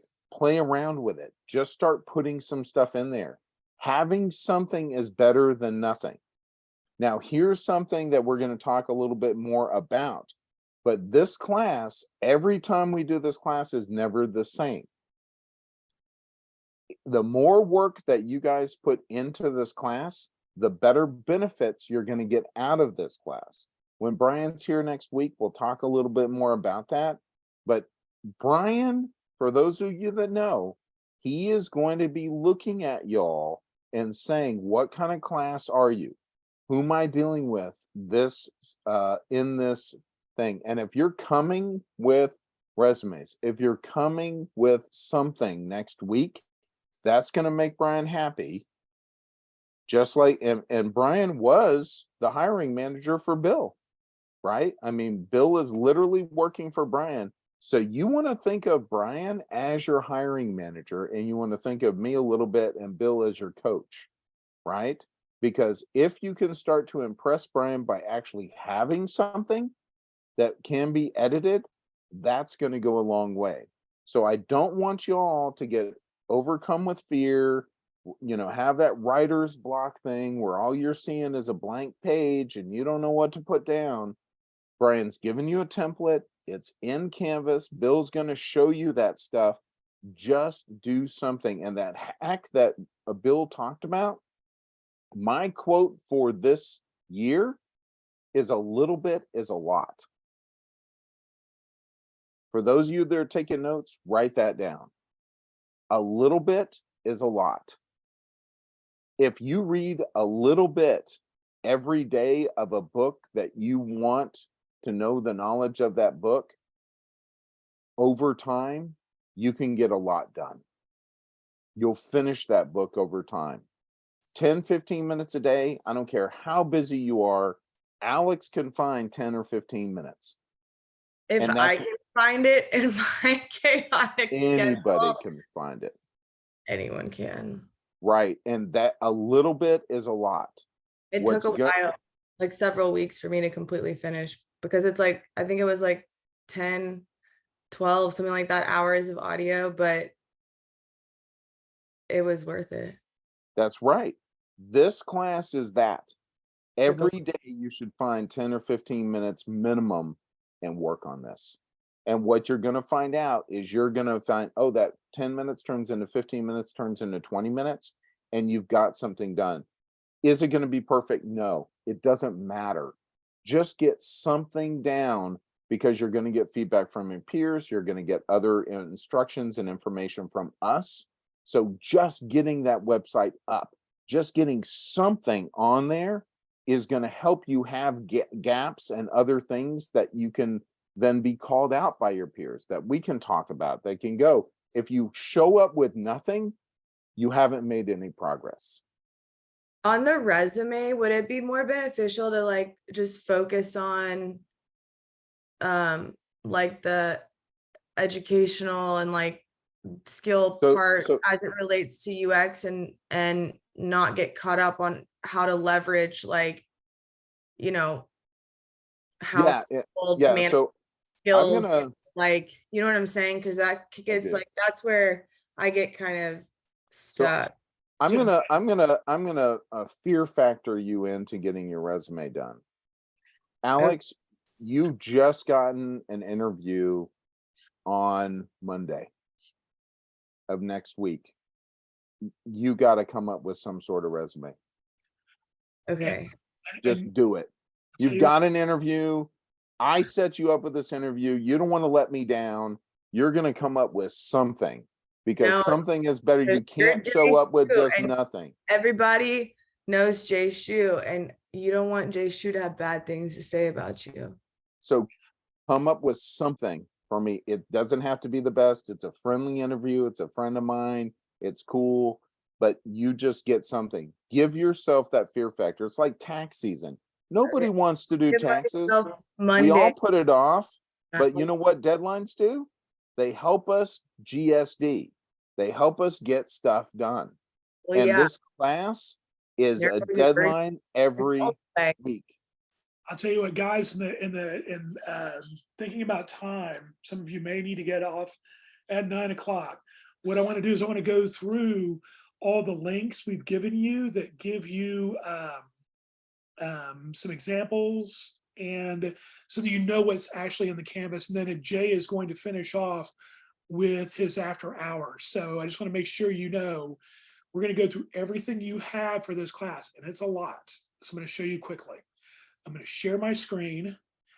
I am in assignments now. So personal branding statement. Here's the worksheet. Can everybody get on Canvas? Give me a thumbs down if you can't. So I'm saying thumbs up, thumbs up, thumbs up. Okay. So I'm assuming everybody can do this. So here's the deal. You download the worksheet, click on it, download it. Here's the mural board to upload. So I didn't want anyone to do this beforehand. You put this in a Word document, save it as a PDF, drag and drop it onto the board, and we have something to review in class next week. So this mural board should be unlocked. If anything is locked, let me know. I will fix it. Let me go back. So that was personal branding. Oh yeah, and here's previous personal branding. The order that you're discussing these, going through them now, is that the order you would recommend us kind of working on them that would make the most, or be the most logical or helpful? I To don't be know. honest, I bounce around. It So doesn't matter. whatever was good for you. I'll be Okay. honest. But you can see here, you can see all the other personal branding statements that other people have done. This class, it's on that same, it's just down here at the bottom. This is the mural board that we currently work on, and then these mural board link from Personal Branding 2020. Those are examples of what other people have done. So I'm giving you both the blank board and examples. Next, breaking into UX class. Resume. Click on the pink mural logo, and you'll find that, holy shit. No, this is fall. Did I put the wrong link in? No, you guys have done it right. Oh, I wonder, oh man, I may need to update this. Okay. So that may be why I got some messages. I may have to update that link. So that may be the wrong link, but if I go back to mural, some people clicked on the link, personal branding, resume 2023.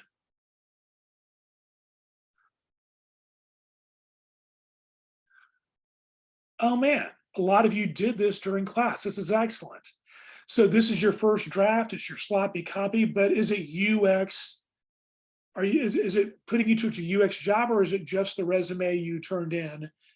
So everybody should be reviewing their resumes and uploading a new one that is UX focused. I'm seeing some nods. I'm loving this. You guys are great. Let me go back. So I need to fix that logo link, and I will. The last one, portfolio. You click on the mural link. Ah, nerds. This is the old one. So apparently I blew this one too. Yay me. So I got to go back and fix that link too. But portfolio, SMU portfolio, some of you use the link that I gave earlier. No, resume review, that's wrong. Personal branding, where's SMU portfolio resume? Portfolio. Some of you have already uploaded your resumes with links. That's great. Did a first draft, a sloppy copy. Chris did something just to get something uploaded. Awesome. You guys are going to be able to look at my examples, go deeper, and get more done for this next week. So I'm going to go back, and again, you can click on these links at the below the logo, and you can see what other students have done in the past. This is what they turned in for that first week or following weeks to show what they had done. So you guys can see we've gotten lots of different stuff turned in. I'm giving you lots of examples. So let me go back. So now I'm going to go to files. I want everybody to follow me in Canvas going to files. And Alex, you're wondering about resume help. I want everybody to click on the Sean Sullivan resume. The reason I want you to click on this is because Brian helped Sean with this resume. You can see the bolded words, you can see the numbers. He directed, he created, he built a prototype, he created sketches and wireframes. Look at these key words. You guys did all of this in the 16-week-long project. You did all of this. So take a look at something that's good. And remember, at this time, before Sean got a full-time job, he was working on projects like you guys. He was coming up with projects like you guys. So look at this wording. And so those of you who are wondering, like, how do I start this? Look at this example and start with this. Cool? And you can see it's not fancy graphic design. This is a Word template, but the content in it is what got him a job, okay? So with that, let me go back. Personal branding worksheet at the very bottom. Man, do as many personal branding statements as you can. Just write and write and write. Do not stop with one, do not stop with two, but take breaks from it. Do one on a Tuesday and then do another one on a Thursday. Just take some time away from it, get back to it, work on your elevator pitch. So I just did a whole new Word document. I would copy and paste. Okay, I'm going to take that. I'm going to plug it into a new Word document, and now I'm going to put in all my stuff. And then it gives you a worksheet for your caption. Yes, this feels like a lot of work, but it's a guide. It's to help prompt you in areas where it may be hard for you to come up with things, right? What's your elevator pitch? Again, breaking it down, helping you understand how you can put that together with examples. And again, questions, examples, and then a worksheet for you to fill in your own work, okay? Very detailed, lots of stuff. And remember, you actually have examples of what other students have turned in on those assignment pages at the bottom. There's links to old mural boards. Oh, and also Brian put in the proximity principle PDF of the book. You don't have to buy it. You can just download it from here and read it after the class is over. Do not start that now. You've got way too much homework, but you got the book there. Cool? Okay, so with that,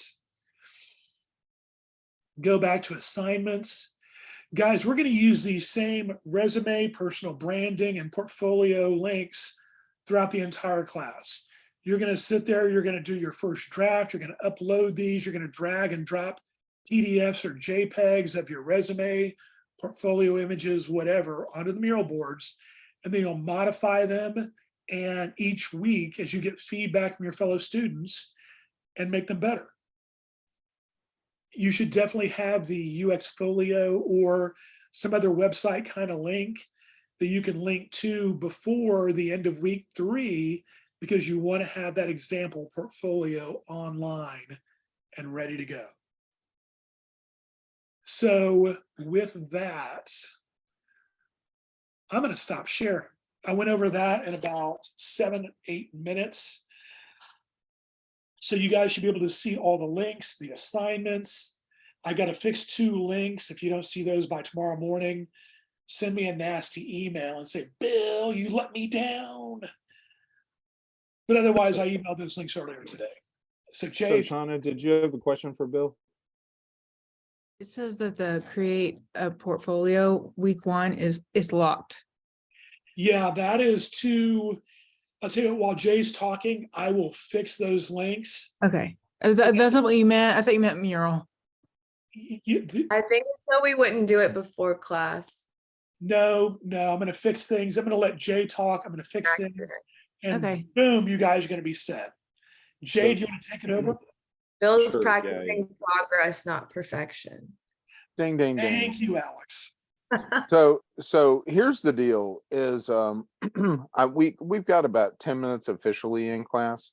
I'm willing to stay over in what I call after hours, and which means you're not obligated to stay. I know a lot of you have hard cutoffs at 9, so feel free to leave and get back to your evening. I know some of you have had really long days, so that's perfectly, you're not going to hurt my feelings if you leave at 9. But I did want to make myself available to folks that did want to stay after if you had additional follow-up questions. Does that make sense? And so I occasionally do this just to support you guys as best I can. During the week, I'm not really as available. If you want to reach out to me on LinkedIn, you can. I will say that this year, I'm going to offer some additional classes and workshops. So staying with me on LinkedIn is a way to stay on top of those things, because there's some gaps still at SMU and other things that I think one of the classes that I'm thinking of doing is actually networking for introverts. So I think I'm going to do a whole just class or series of classes on those, because I've noticed that that's a deep deal, a deep dive. So it's going to be extend even beyond this class with some additional hacks and other things. I could spend like 5 hours just talking on that alone, right?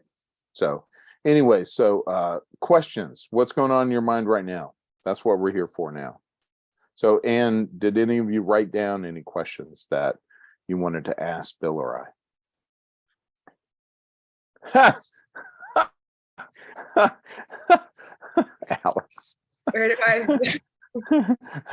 All right. So Alex has a couple questions. I was practicing my not interrupting and listening skills. Boom. How'd she do, man? I say give her a hand. My That was brain awesome. built in hyper focus on some of these things. And so then it kind of becomes counterproductive, but listen, we're doing the best we can here. Yeah, it's practice. Great job. So throw the one that you want most answered. Give me one that you think the class could benefit from too. Let's see. Well, that one was kind of answered. Oh, this is kind of a good one. I think that, or I think it is. I'm really curious. Like, how do we, I guess this is kind of in line with like personal branding and even networking. How do we like represent ourselves well and in a way that's, but in a way that's honest, but that is not, you know what I'm trying to say? Like, how do we be honest about our experience and who we are and what we've done and what we're capable of and what we want to do without like being dishonest or sounding, I don't want to say dumb, but you know what I'm trying to say. Yeah, I think one of the words that you might I'll throw out there is be authentic, right? Be authentic through who you are, the experience you have, that type of thing. Brian tells me I'm too honest. I'm sometimes honest to a fault. And I think that's really, I'm still that way. I'm that's one of the things I'm still recovering from, even It's though I'll hard be not like, to be. go ahead. I said it's hard not to be. It can be for some people, right? So what I think you have to do is you have to understand that. So Alex, I've just gotten to know you a little bit through this class. One of the things I would say that I admire about you is you are very driven. You are very driven and you're a problem solver. That is something people are looking for. You are also not afraid to jump into new technologies and try to figure things out. Now, those are things that people are needing as skills and other things. What you need to do is take those skills and show that you can do that.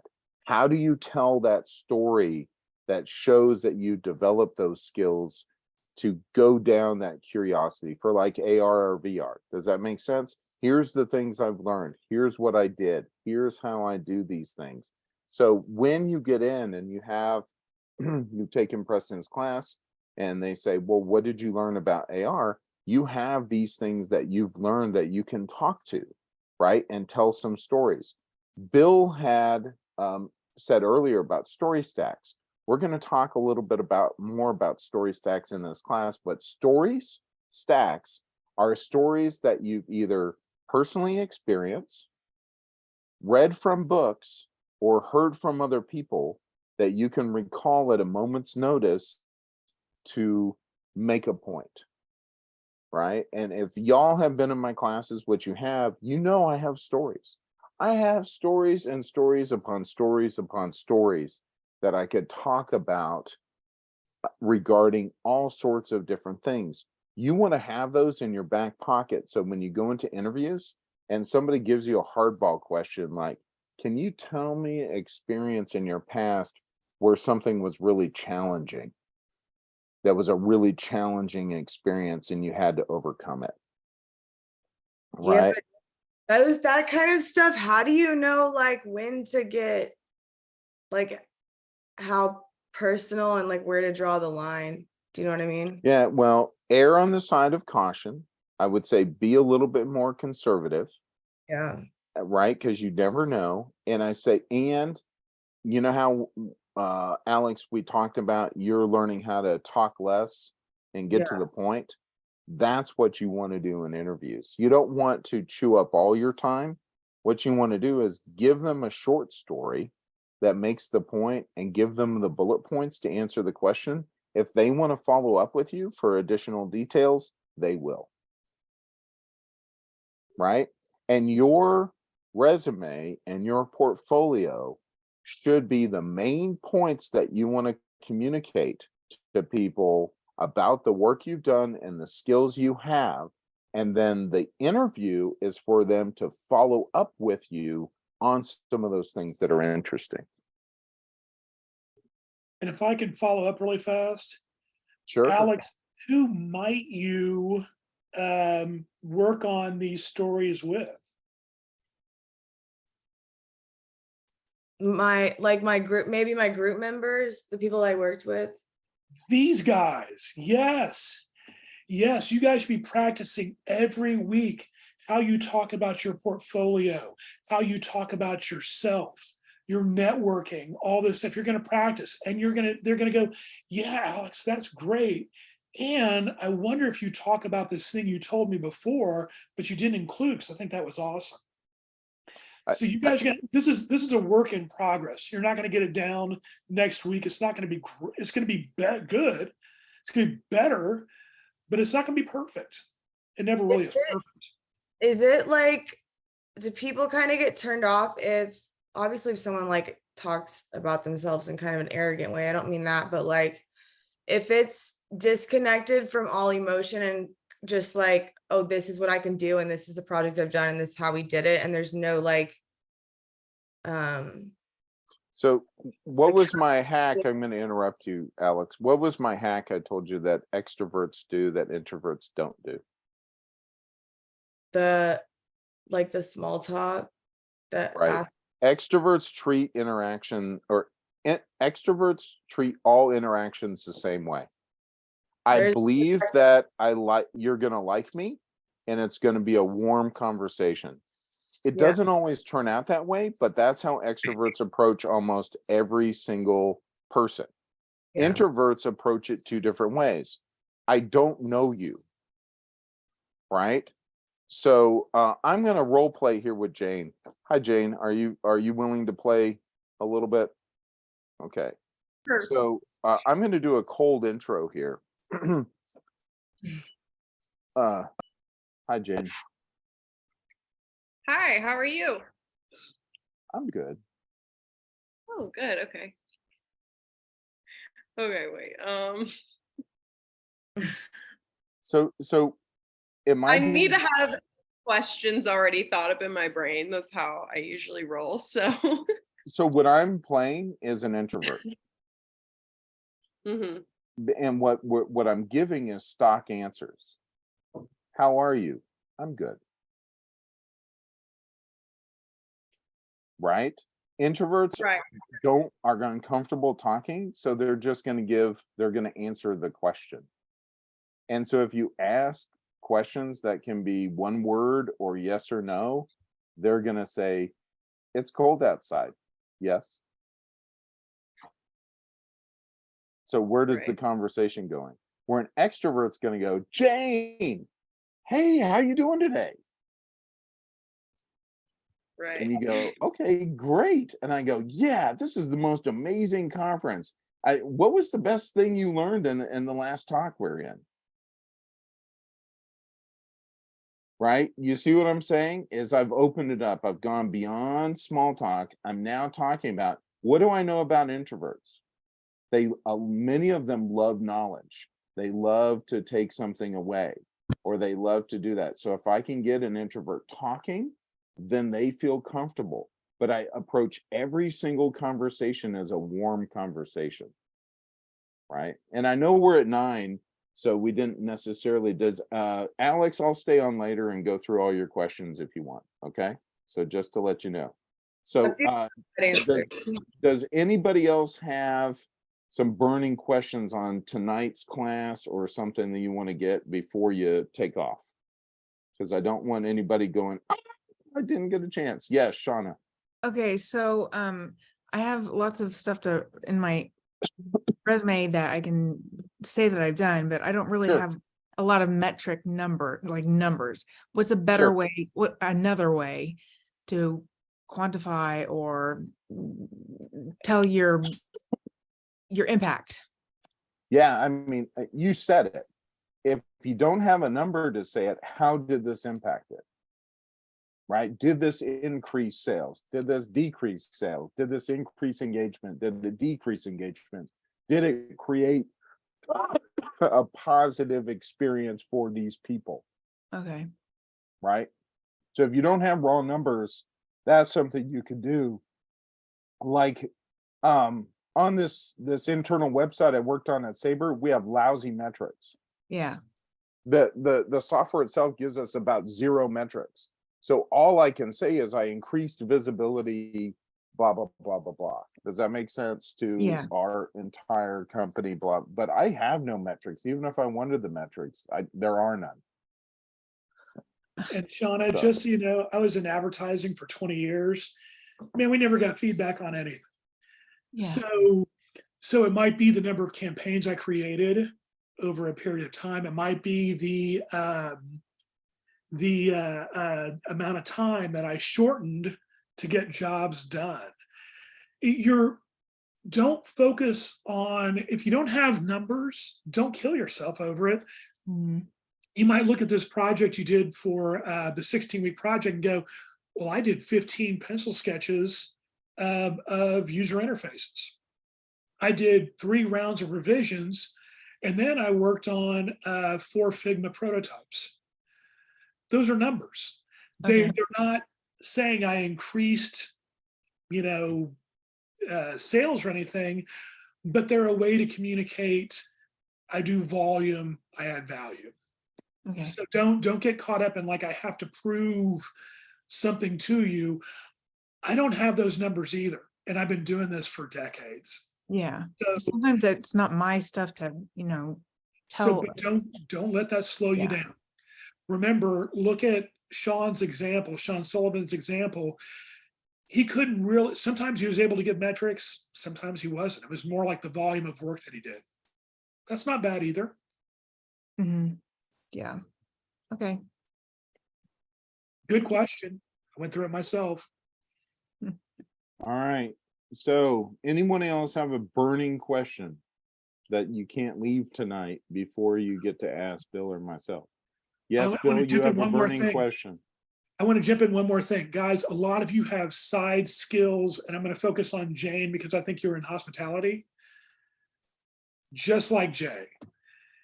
Jay, I mean, you have to read micro expressions when you're serving, right? You have to understand people and what they want without them telling you a whole lot of stuff. Those are UX skills. All of you have done things in nursing. Tamara T. He's never killed a patient. Yes, she's never And killed. thousands upon thousands of women have perfectly symmetrical boobs now because of her help with the doctor. My one breast dog at a time.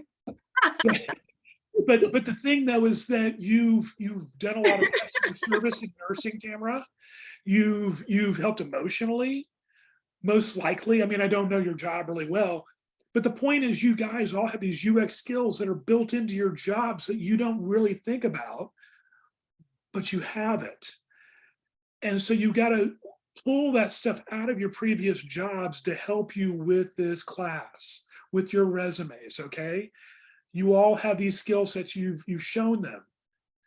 You just got to pull them out. Okay, I'm going to stop. No, I mean, Chris was talking earlier in his current profession, he talks to people all the time, and part of his job is pulling out pain points. So that's something in a interview he could say, okay, how has your background prepared you for this? He say, well, the UX certification program gave me a lot of methods and methodologies that I can apply. What's really cool is I learned that because I had this experience in my past, stakeholder interviews and finding out pain points and opportunities is something I'm actually exceptionally prepared to do because of all this additional experience that I've had in my past. Do you see what I did there? Right? I tied in the certification program. I got some benefits of what I did. And I say, hey, listen, I've literally talked to more than 10,000 people over these things. I have lots of experience talking to people and everything else. Jane, if you're talking to people, say, in my past in customer service, I was constantly dealing with pain points and opportunities that I was able to help overcome. And through that, my experience working with customers, I am absolutely understanding when I'm very aware of people's body language, right? And facial expressions, and in helping to ascertain whether they're uncomfortable or not in situations. And I'm finding in my UX experience, that's really beneficial in the stakeholder interviews and research that I'm applying. Right? Do you see how I just turned that to what Bill was saying in terms of waiting tables?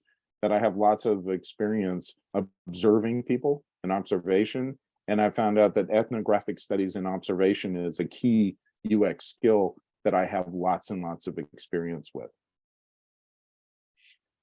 Shauna, are you guys seeing how I'm doing this now in an also interview? would be like the volunteer stuff you've done with CASA. Right. Right. would I be mean, use like- these. That Go was a ahead. volunteer. I was a case manager. I did Oh, it. you actually worked with Oh, them? yeah. Yeah. I had my own You caseload. know how much, like, that's like, there's like endless amount, like, it's so relevant with UX. I interviewed all kinds of people all the time, wrote reports to the court. I did all kinds of stuff, and it was all Well, I mean, dealing with like crisis, working, Yeah. having to work under pressure, having to work with a variety of people, empathy, that's like literally the core of that. I don't know. I mean, I could go on and on. See, I think what Alex is saying is that if she were you, she'd nail the interview, Sean. Basically.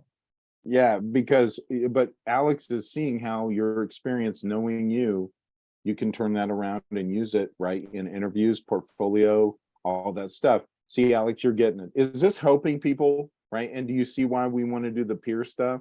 Because you can pull this stuff out and say, what experience do you have in your past that's directly relatable to some of the methods and things that we do in UX, right?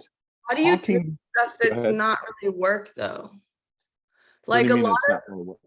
well, for instance, like um a lot of my skills that in terms of like problem solving and like being able to like work under pressure and to have empathy and like read people and strategize, like a lot of that has come from like my experience like taking care of my son, for my son with special needs. Mhm. Like there's, I mean, and then also like with my husband when he since he's been sick, like a lot of my, or like all the time when I was really like sick with my medical stuff and out of the hospital, like I don't know, a lot of the stuff is just like it's very relevant to UX Mhm. and the skills that are needed, but it's like you can't really, you know, like you don't, it's hard to like put it on a resume. Do you know what I So mean? I 'Cause do. what I've been And doing, like a 31, it does looks kind of like, well, what have you been doing all this time? Because your oldest child is, you know, 5. So it's like, what were you? You know what I mean? It just seemed like, I don't know. So yeah, Alex, go ahead. just really fast, I just Googled, how do I tie UX with sick children? And found an article on uxdesign.cc about designing for children. It's a UX article. You Like, can you know how much research I've had to do? Like when I tell you I could be a professional researcher, like I could be a professional research. Like I literally had to solve the issues. Like we'd go to the emergency room and the ER doctors would be saying like, what are we supposed to do? Like, I don't know what that is because it was a rare condition. And, you know, it'd be like in the middle of a crisis and I'm having to tell a doctor like what they're supposed to do to help my kid. Like, I don't know, but it's so I'm confident that I have some of the like soft skills or some of the foundation to build off of, combined with like the actual applying them to, you know, UX like through the work or through our program. But I'm really hesitant about, I guess, I don't know, being vulnerable in that way, like drawing upon, but I know it's gonna, to some degree, I'm gonna have to because it's a big question mark of, So I'm gonna go to the peers. So I'm gonna pick on Ethan. Ethan, what advice would you give Alex? Whoa, sorry. Well, for one, I do not think that you have to worry about explaining yourself, about kind of like where you're at. Or sorry, not where you're at, but like what you've done in the time frame.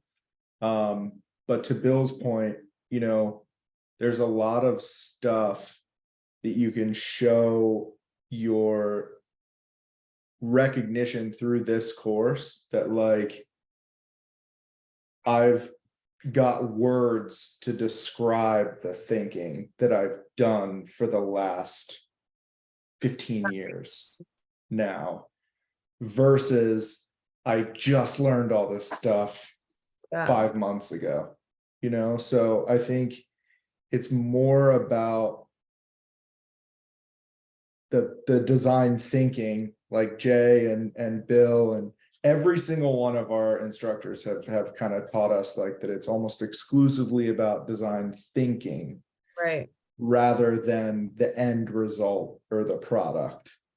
And so I think that there's a ton that you can share on the thinking that would benefit the role that you're stepping into or going into or looking Without towards to having do. to like justify. It's more just like, Right.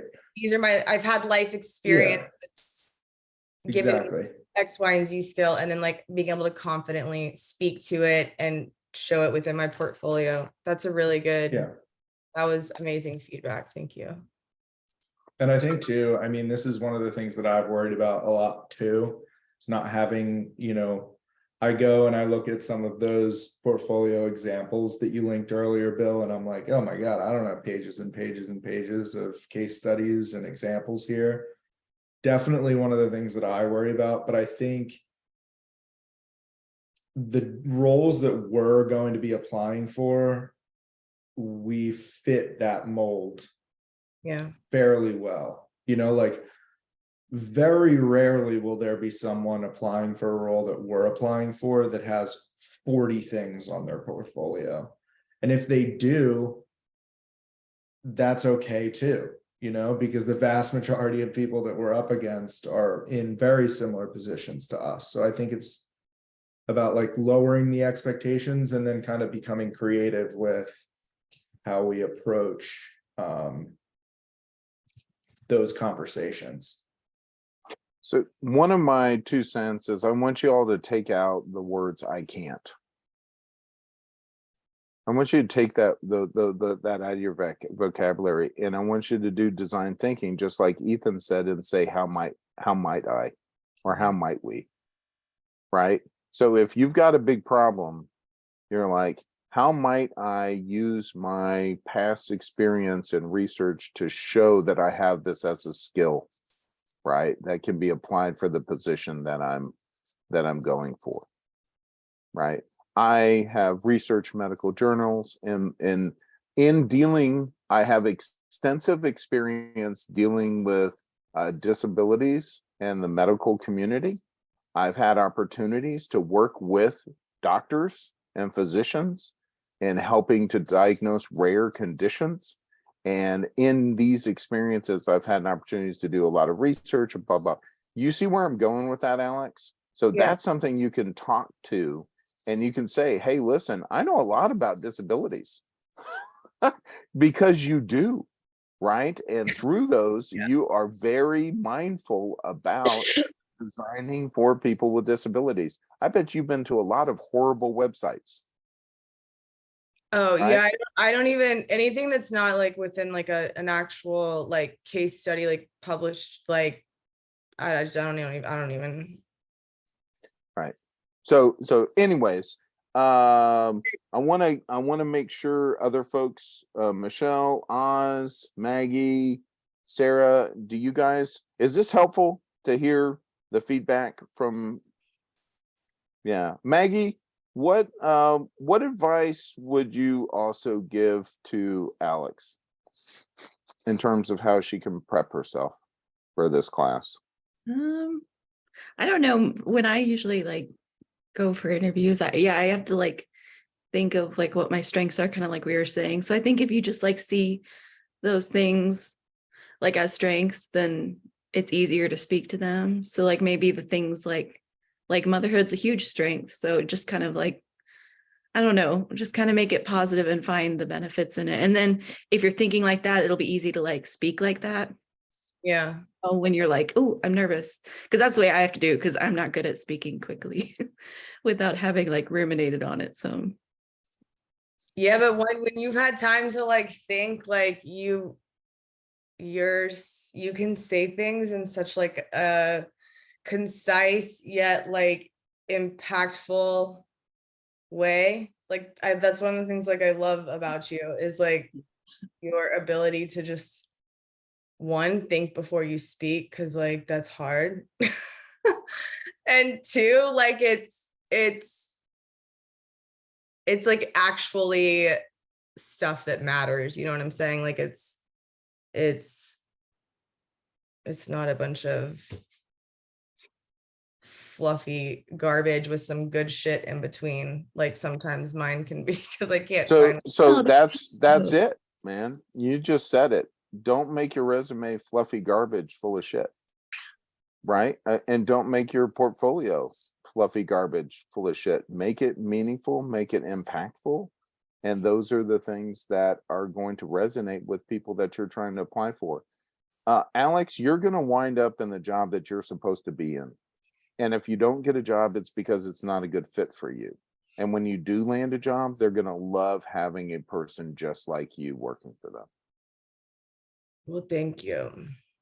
But it's true, Alex. I mean, we had a musician, a music teacher who took the class, and it took him more than a year, but he found a job as a UX researcher. You know, he's a music teacher. Kind of a disconnect until he talked about it and found the job that was right for him. And you will too. Yeah. That's like, that's ultimately my fear. Like, I don't doubt I can do it. Like, I know that I can do this. I know this is what the career that I was meant to do. It's like, I have a major fear with like, that I won't be given that opportunity. You know what I mean? Like, I won't be able to land the job to like show someone, but I don't know. I'll get there. I'm gonna follow the advice of my peers and the examples. And you're going to be talking to him each week too. And So getting- I want to kind of be mindful, and Alex, I will stay on you with everybody else. If you want to stick around and hear some of Alex's additional questions and stuff, because I promise, please do. I don't want anybody. We've gotten some feedback in the past that students felt obligated to stay in after hours. If you drop off, you're not going to hurt my feelings. If you want to stick around, please do. I often find that the after hours are kind of cool because somebody will mention something that creates that aha moment, and you're like, oh, I'm so glad that I stayed after, because that one thing just connected the dots for me. So that's why I offer it to y'all, but I don't want you to feel obligated. Does that make sense? Everybody give me a thumbs up. Nobody's feeling obligated to stay. Okay, if you need to take off, feel free to take off. You're never going to hurt my feelings. I am maybe gonna pick on some people too, because I like to pick on people. I say pick on people, but I like to give people that don't normally talk an opportunity to talk, because that's part of this class too. So Aurora, I'm gonna pick on you a little bit. What's going on in your mind after listening to some of the fears and thoughts of some of the folks in the room? Based on what Alex said, it kind of reminded me when I just finished college, like in 2020 when COVID and all that was going on. And I didn't really had an opportunity to do an internship or get experience, but I really wanted to learn graphic design and motion design and animation and all that. So one thing that helped me out a lot was I just went to YouTube and started learning and making my own little projects. And then I just made up my portfolio of that. And that's what helped me get the job, or like my initial internship. So even if you don't have any experience, you can still make your own and then just talk about those projects that you came up with. That did help me a lot. Yeah. That's perfect. How might we, right? Or how might I? When you run into a problem in your life and you don't see a way out, instead of thinking this sucks or I can't, you just have to think, how might we? What are my options? How can I make this happen for myself? And then what that does is that opens up that design thinking. It opens up possibilities, right? You start thinking about what is available to me. Well, this isn't right now, but I could do this, or I could do this, or I could do this, or I could do that, right? And that's the way you need to approach this problem with your portfolio and your resume, is saying, how might I? And again, you've heard some fantastic advice from some of your fellow students here on this call.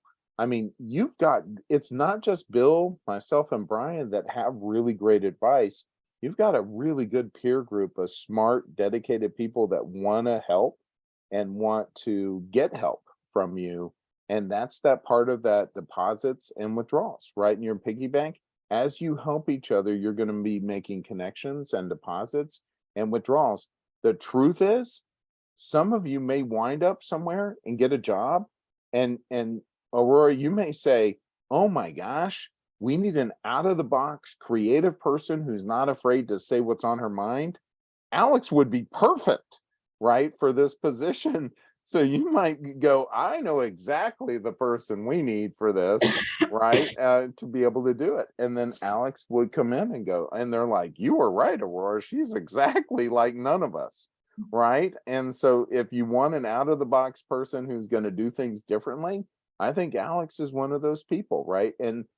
Or vice versa. She may land somewhere and go, oh my gosh, Aurora is awesome. She, we need somebody who's interested in motion graphics and motion design and interaction design. She'd be perfect, right? So y'all are part of the network. The beginning of this network is y'all, and the better you get to know each other, the better you get to know your strengths and weaknesses. When you land a job, you're going to be able to know and say, oh yeah, Chris would be excellent at this. We need somebody who's really good at stakeholder interviews, who loves the research, who's been able to pull all these insights out from these things and really, bring out those things that have high value and impact to the features we're trying to create for these projects. Chris would be perfect for that, right? And so third person testimonials are really, really sought after. And in a job, it's the who gets you in the door, right? That's how you do it. And then you've got to do your homework for what is going to keep you there. And that's you staying on top of your skills and constantly learning. And leaders are readers, right? 15 minutes a day reading a book. That's what you should be doing. You should get the best UX book that you think is going to help you get the gig you want and do 15 minutes a day. You do that, in a month or 2 months, you'll finish that book, even if it's a 300-page book. And that's better than you would have. Remember, a little is a lot. Just do a little bit, and over time, that is really going to have a big impact in the way you do things. Shauna and I you mentioned one thing, and Shauna and I had third person, kind of referrals, and Shauna and I were talking about that, on LinkedIn, leaving, comments on one another's pages about, positive experience working with, and, their strengths and that kind of stuff for one another. Yep. Right. And then practice sharing cool content from people you respect or want to connect to. Right? That's a really great way to increase your network online, right? That hack I showed you guys, it's amazing how many people are not doing that.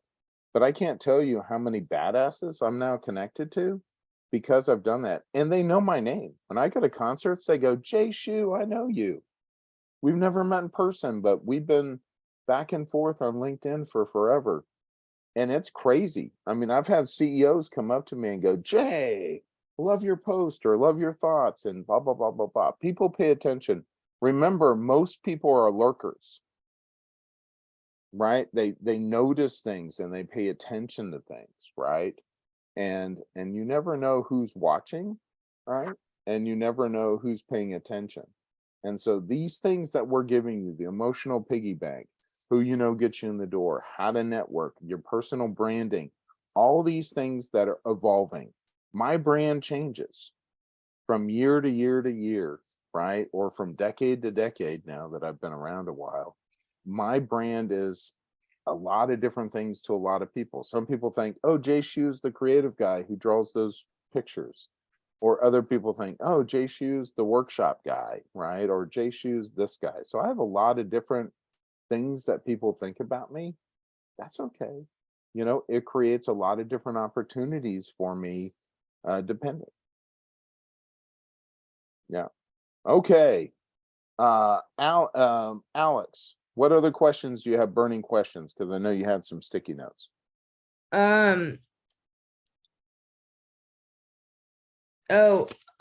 We touched a little bit on this. Well, this one's probably better. Can you expand a little bit more on some ideas in terms of initiating our own projects? I know you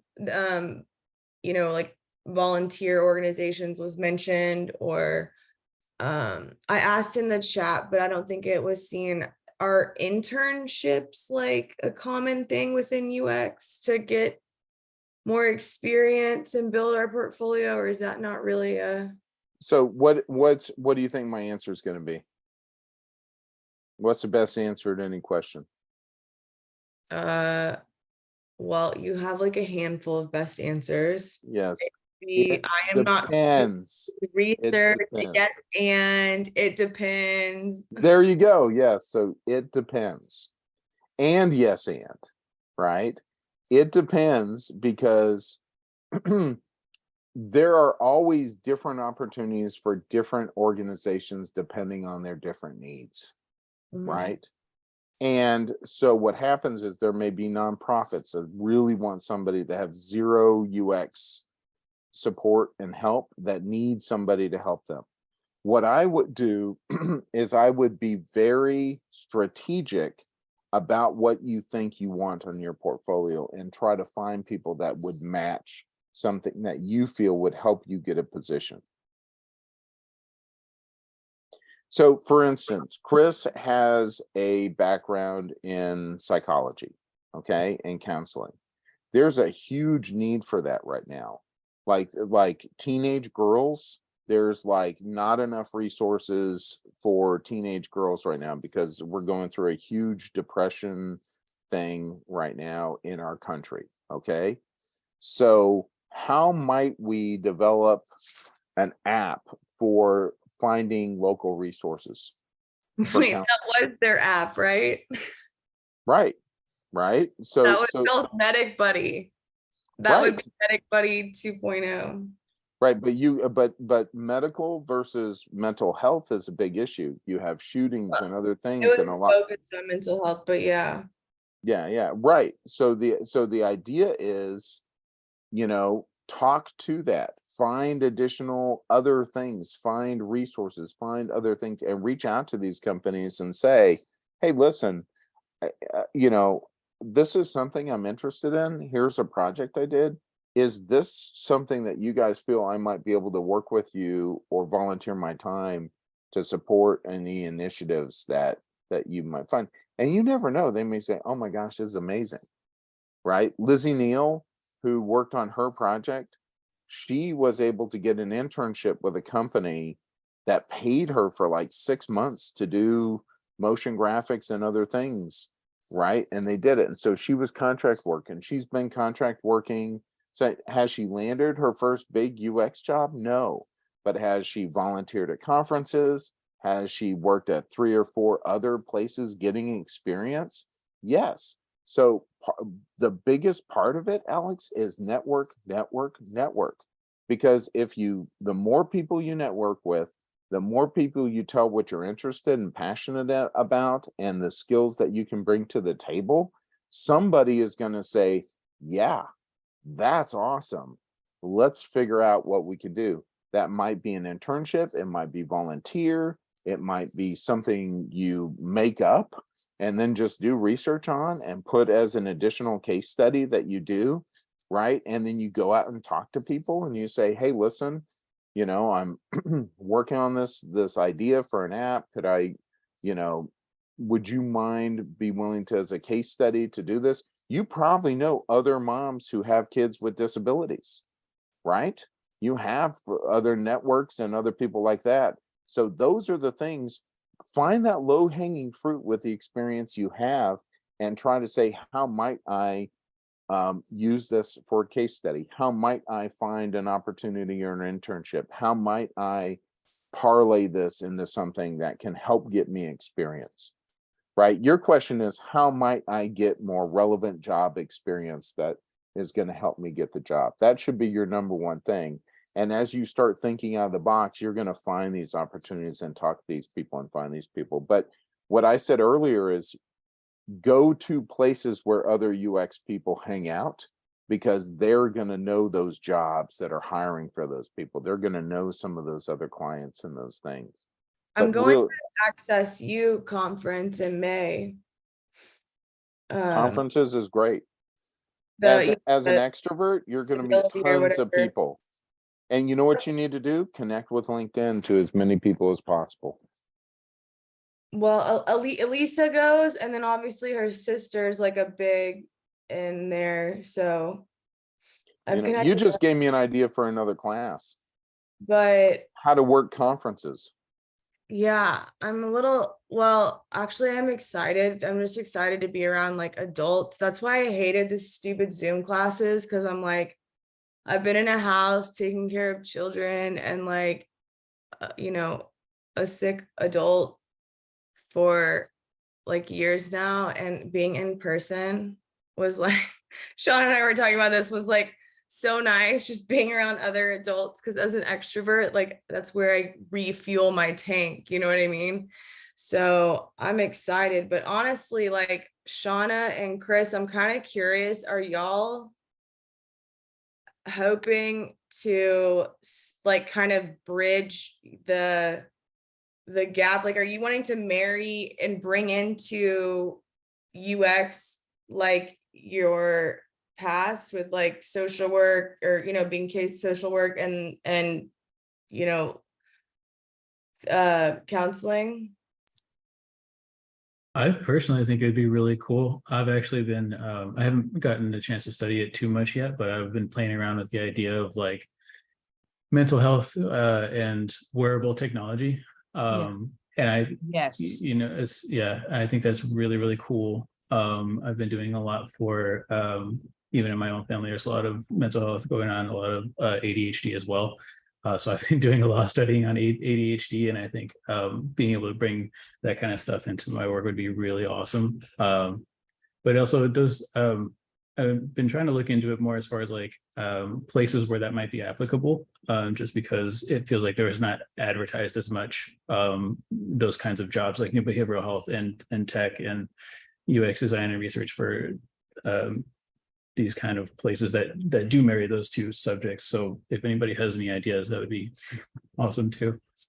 Well, there's, I have a zillion that are like literally just, I had a ton of places and things like pop into my mind that I would be definitely open to sharing with you. Honestly, my dream is not, I guess my dream is more not just like UX, but also some like, you know, customer or service design.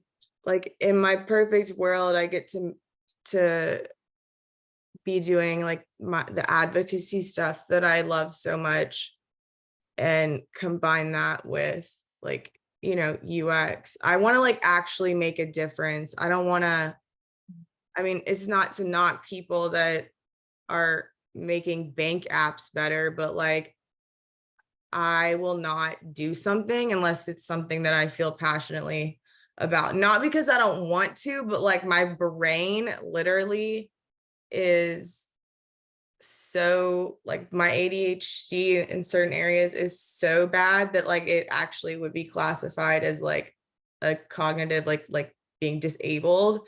So like I have to be into something, but the healthcare, the mental health, you know, with my husband having schizophrenia to the severity that he does, like, I mean, that world has just been like Chris, when you said, like a wearable device, I'm like, oh my goodness. For sure.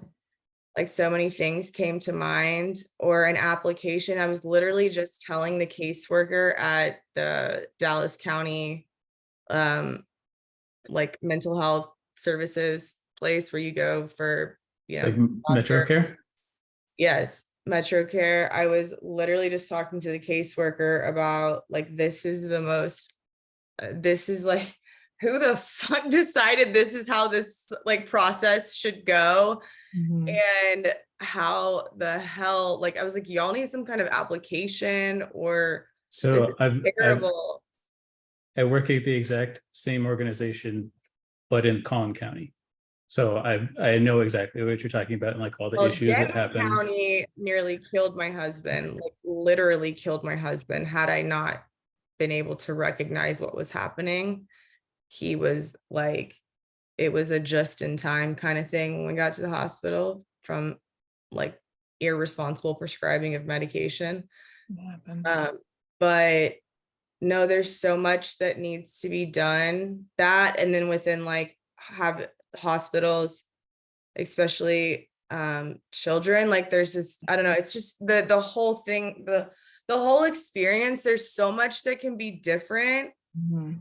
And especially like within how like the my chart system works. I don't know about you guys, but I've thought of like so many different ways to change that. I don't know. I just So Alex, I'm gonna coach you for a second. You open to that? always. Okay.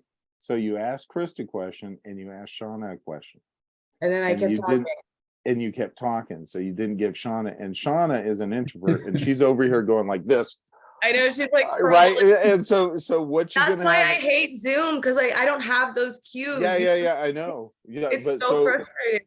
I Yeah. know. And so we're coaching and I'm coaching you because you can learn how to pay more attention, just like you did with the notes, with the sticky notes, right? Yeah. I'm going to give you hacks. So if you see your introverted friends suddenly get excited and she was moving around, make sure say, oh, that's a cue. I need to stop talking and let my introverted friends talk, because the more that you get them engaged, that is going to be a skill that you're going to need to learn when you're on the job somewhere, because more than likely in corporate, you're going to be surrounded by introverts like I am.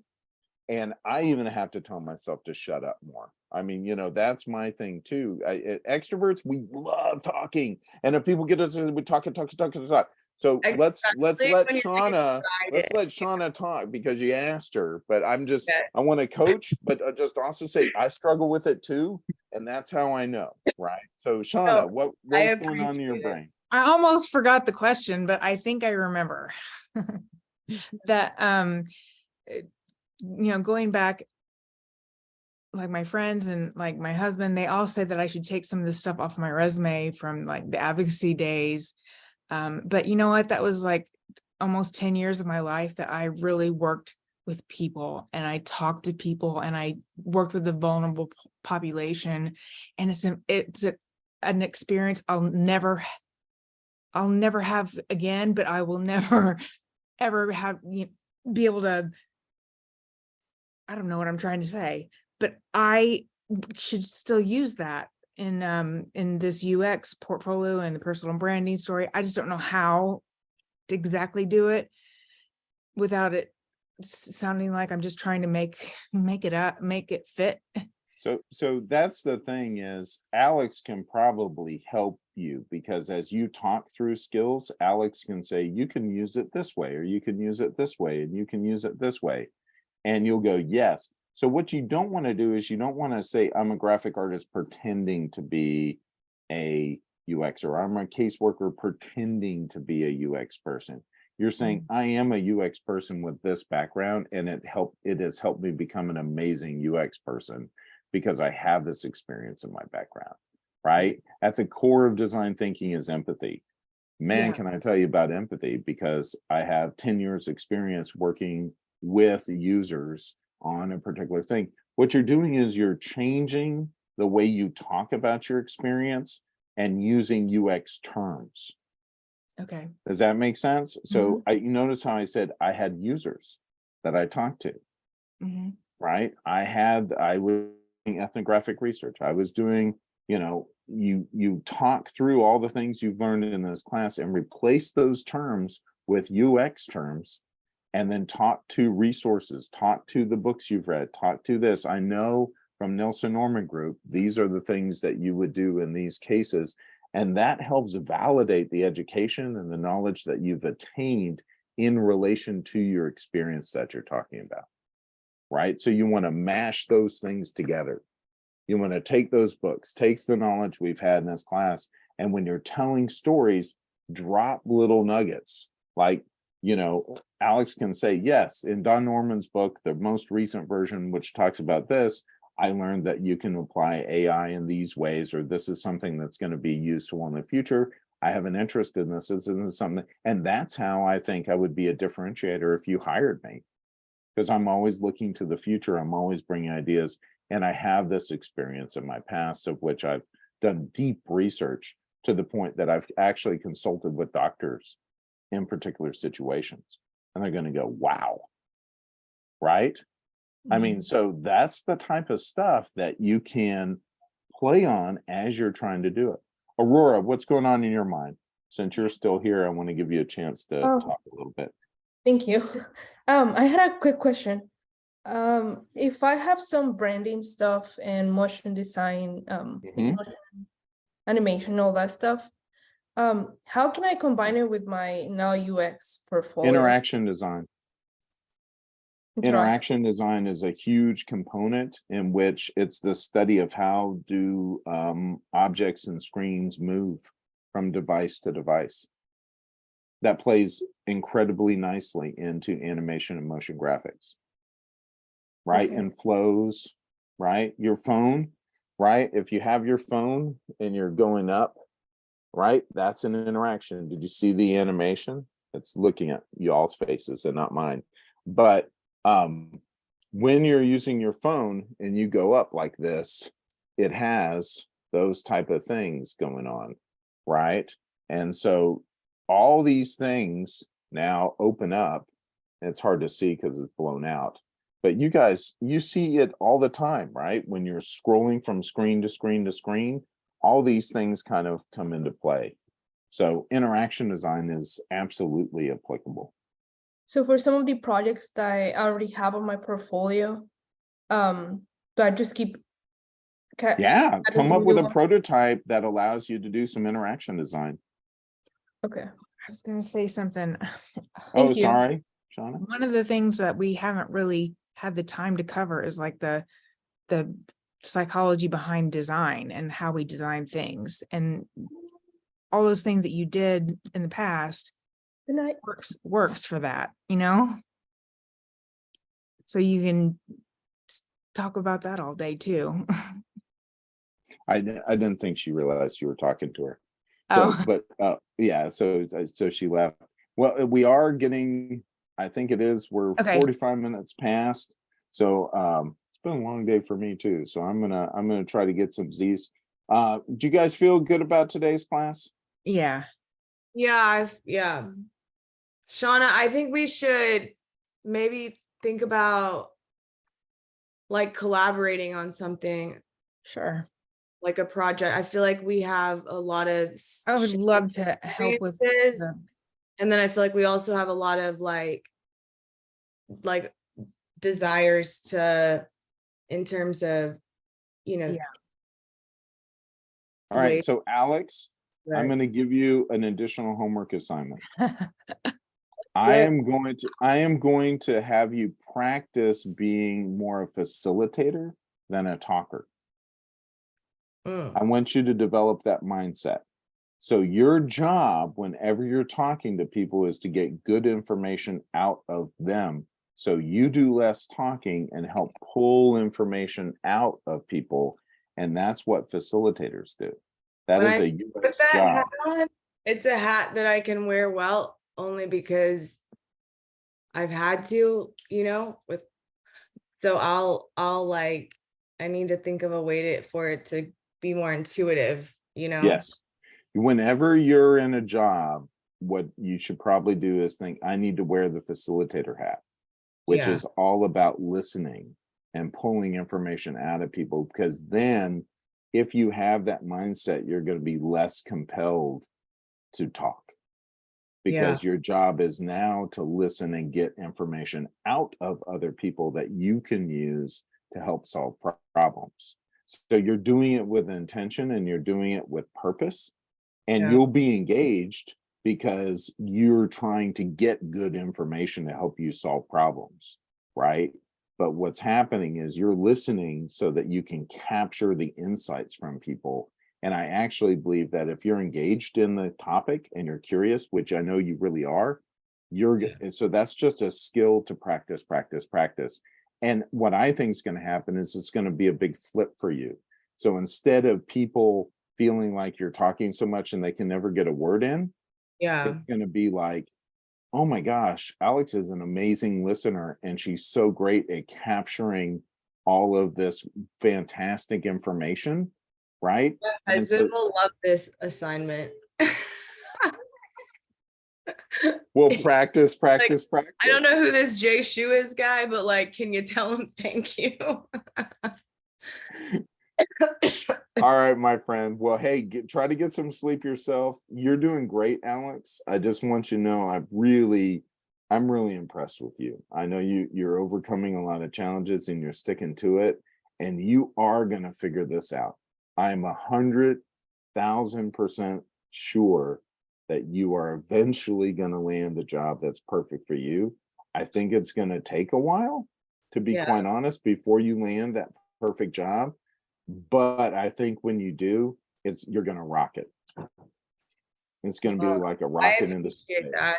This program, honestly, all of you guys have been like so incredible for different reasons too. That's what's been a great thing. So, and you're an awesome cheerleader. And I am before we get off here, I am interested whenever you start doing the like kind of stuff, sign me up. So. Okay, yeah, I'm that's something that I'm probably gonna get going here in the next month or so. So yeah. All All right, right, my friend. Get some sleep.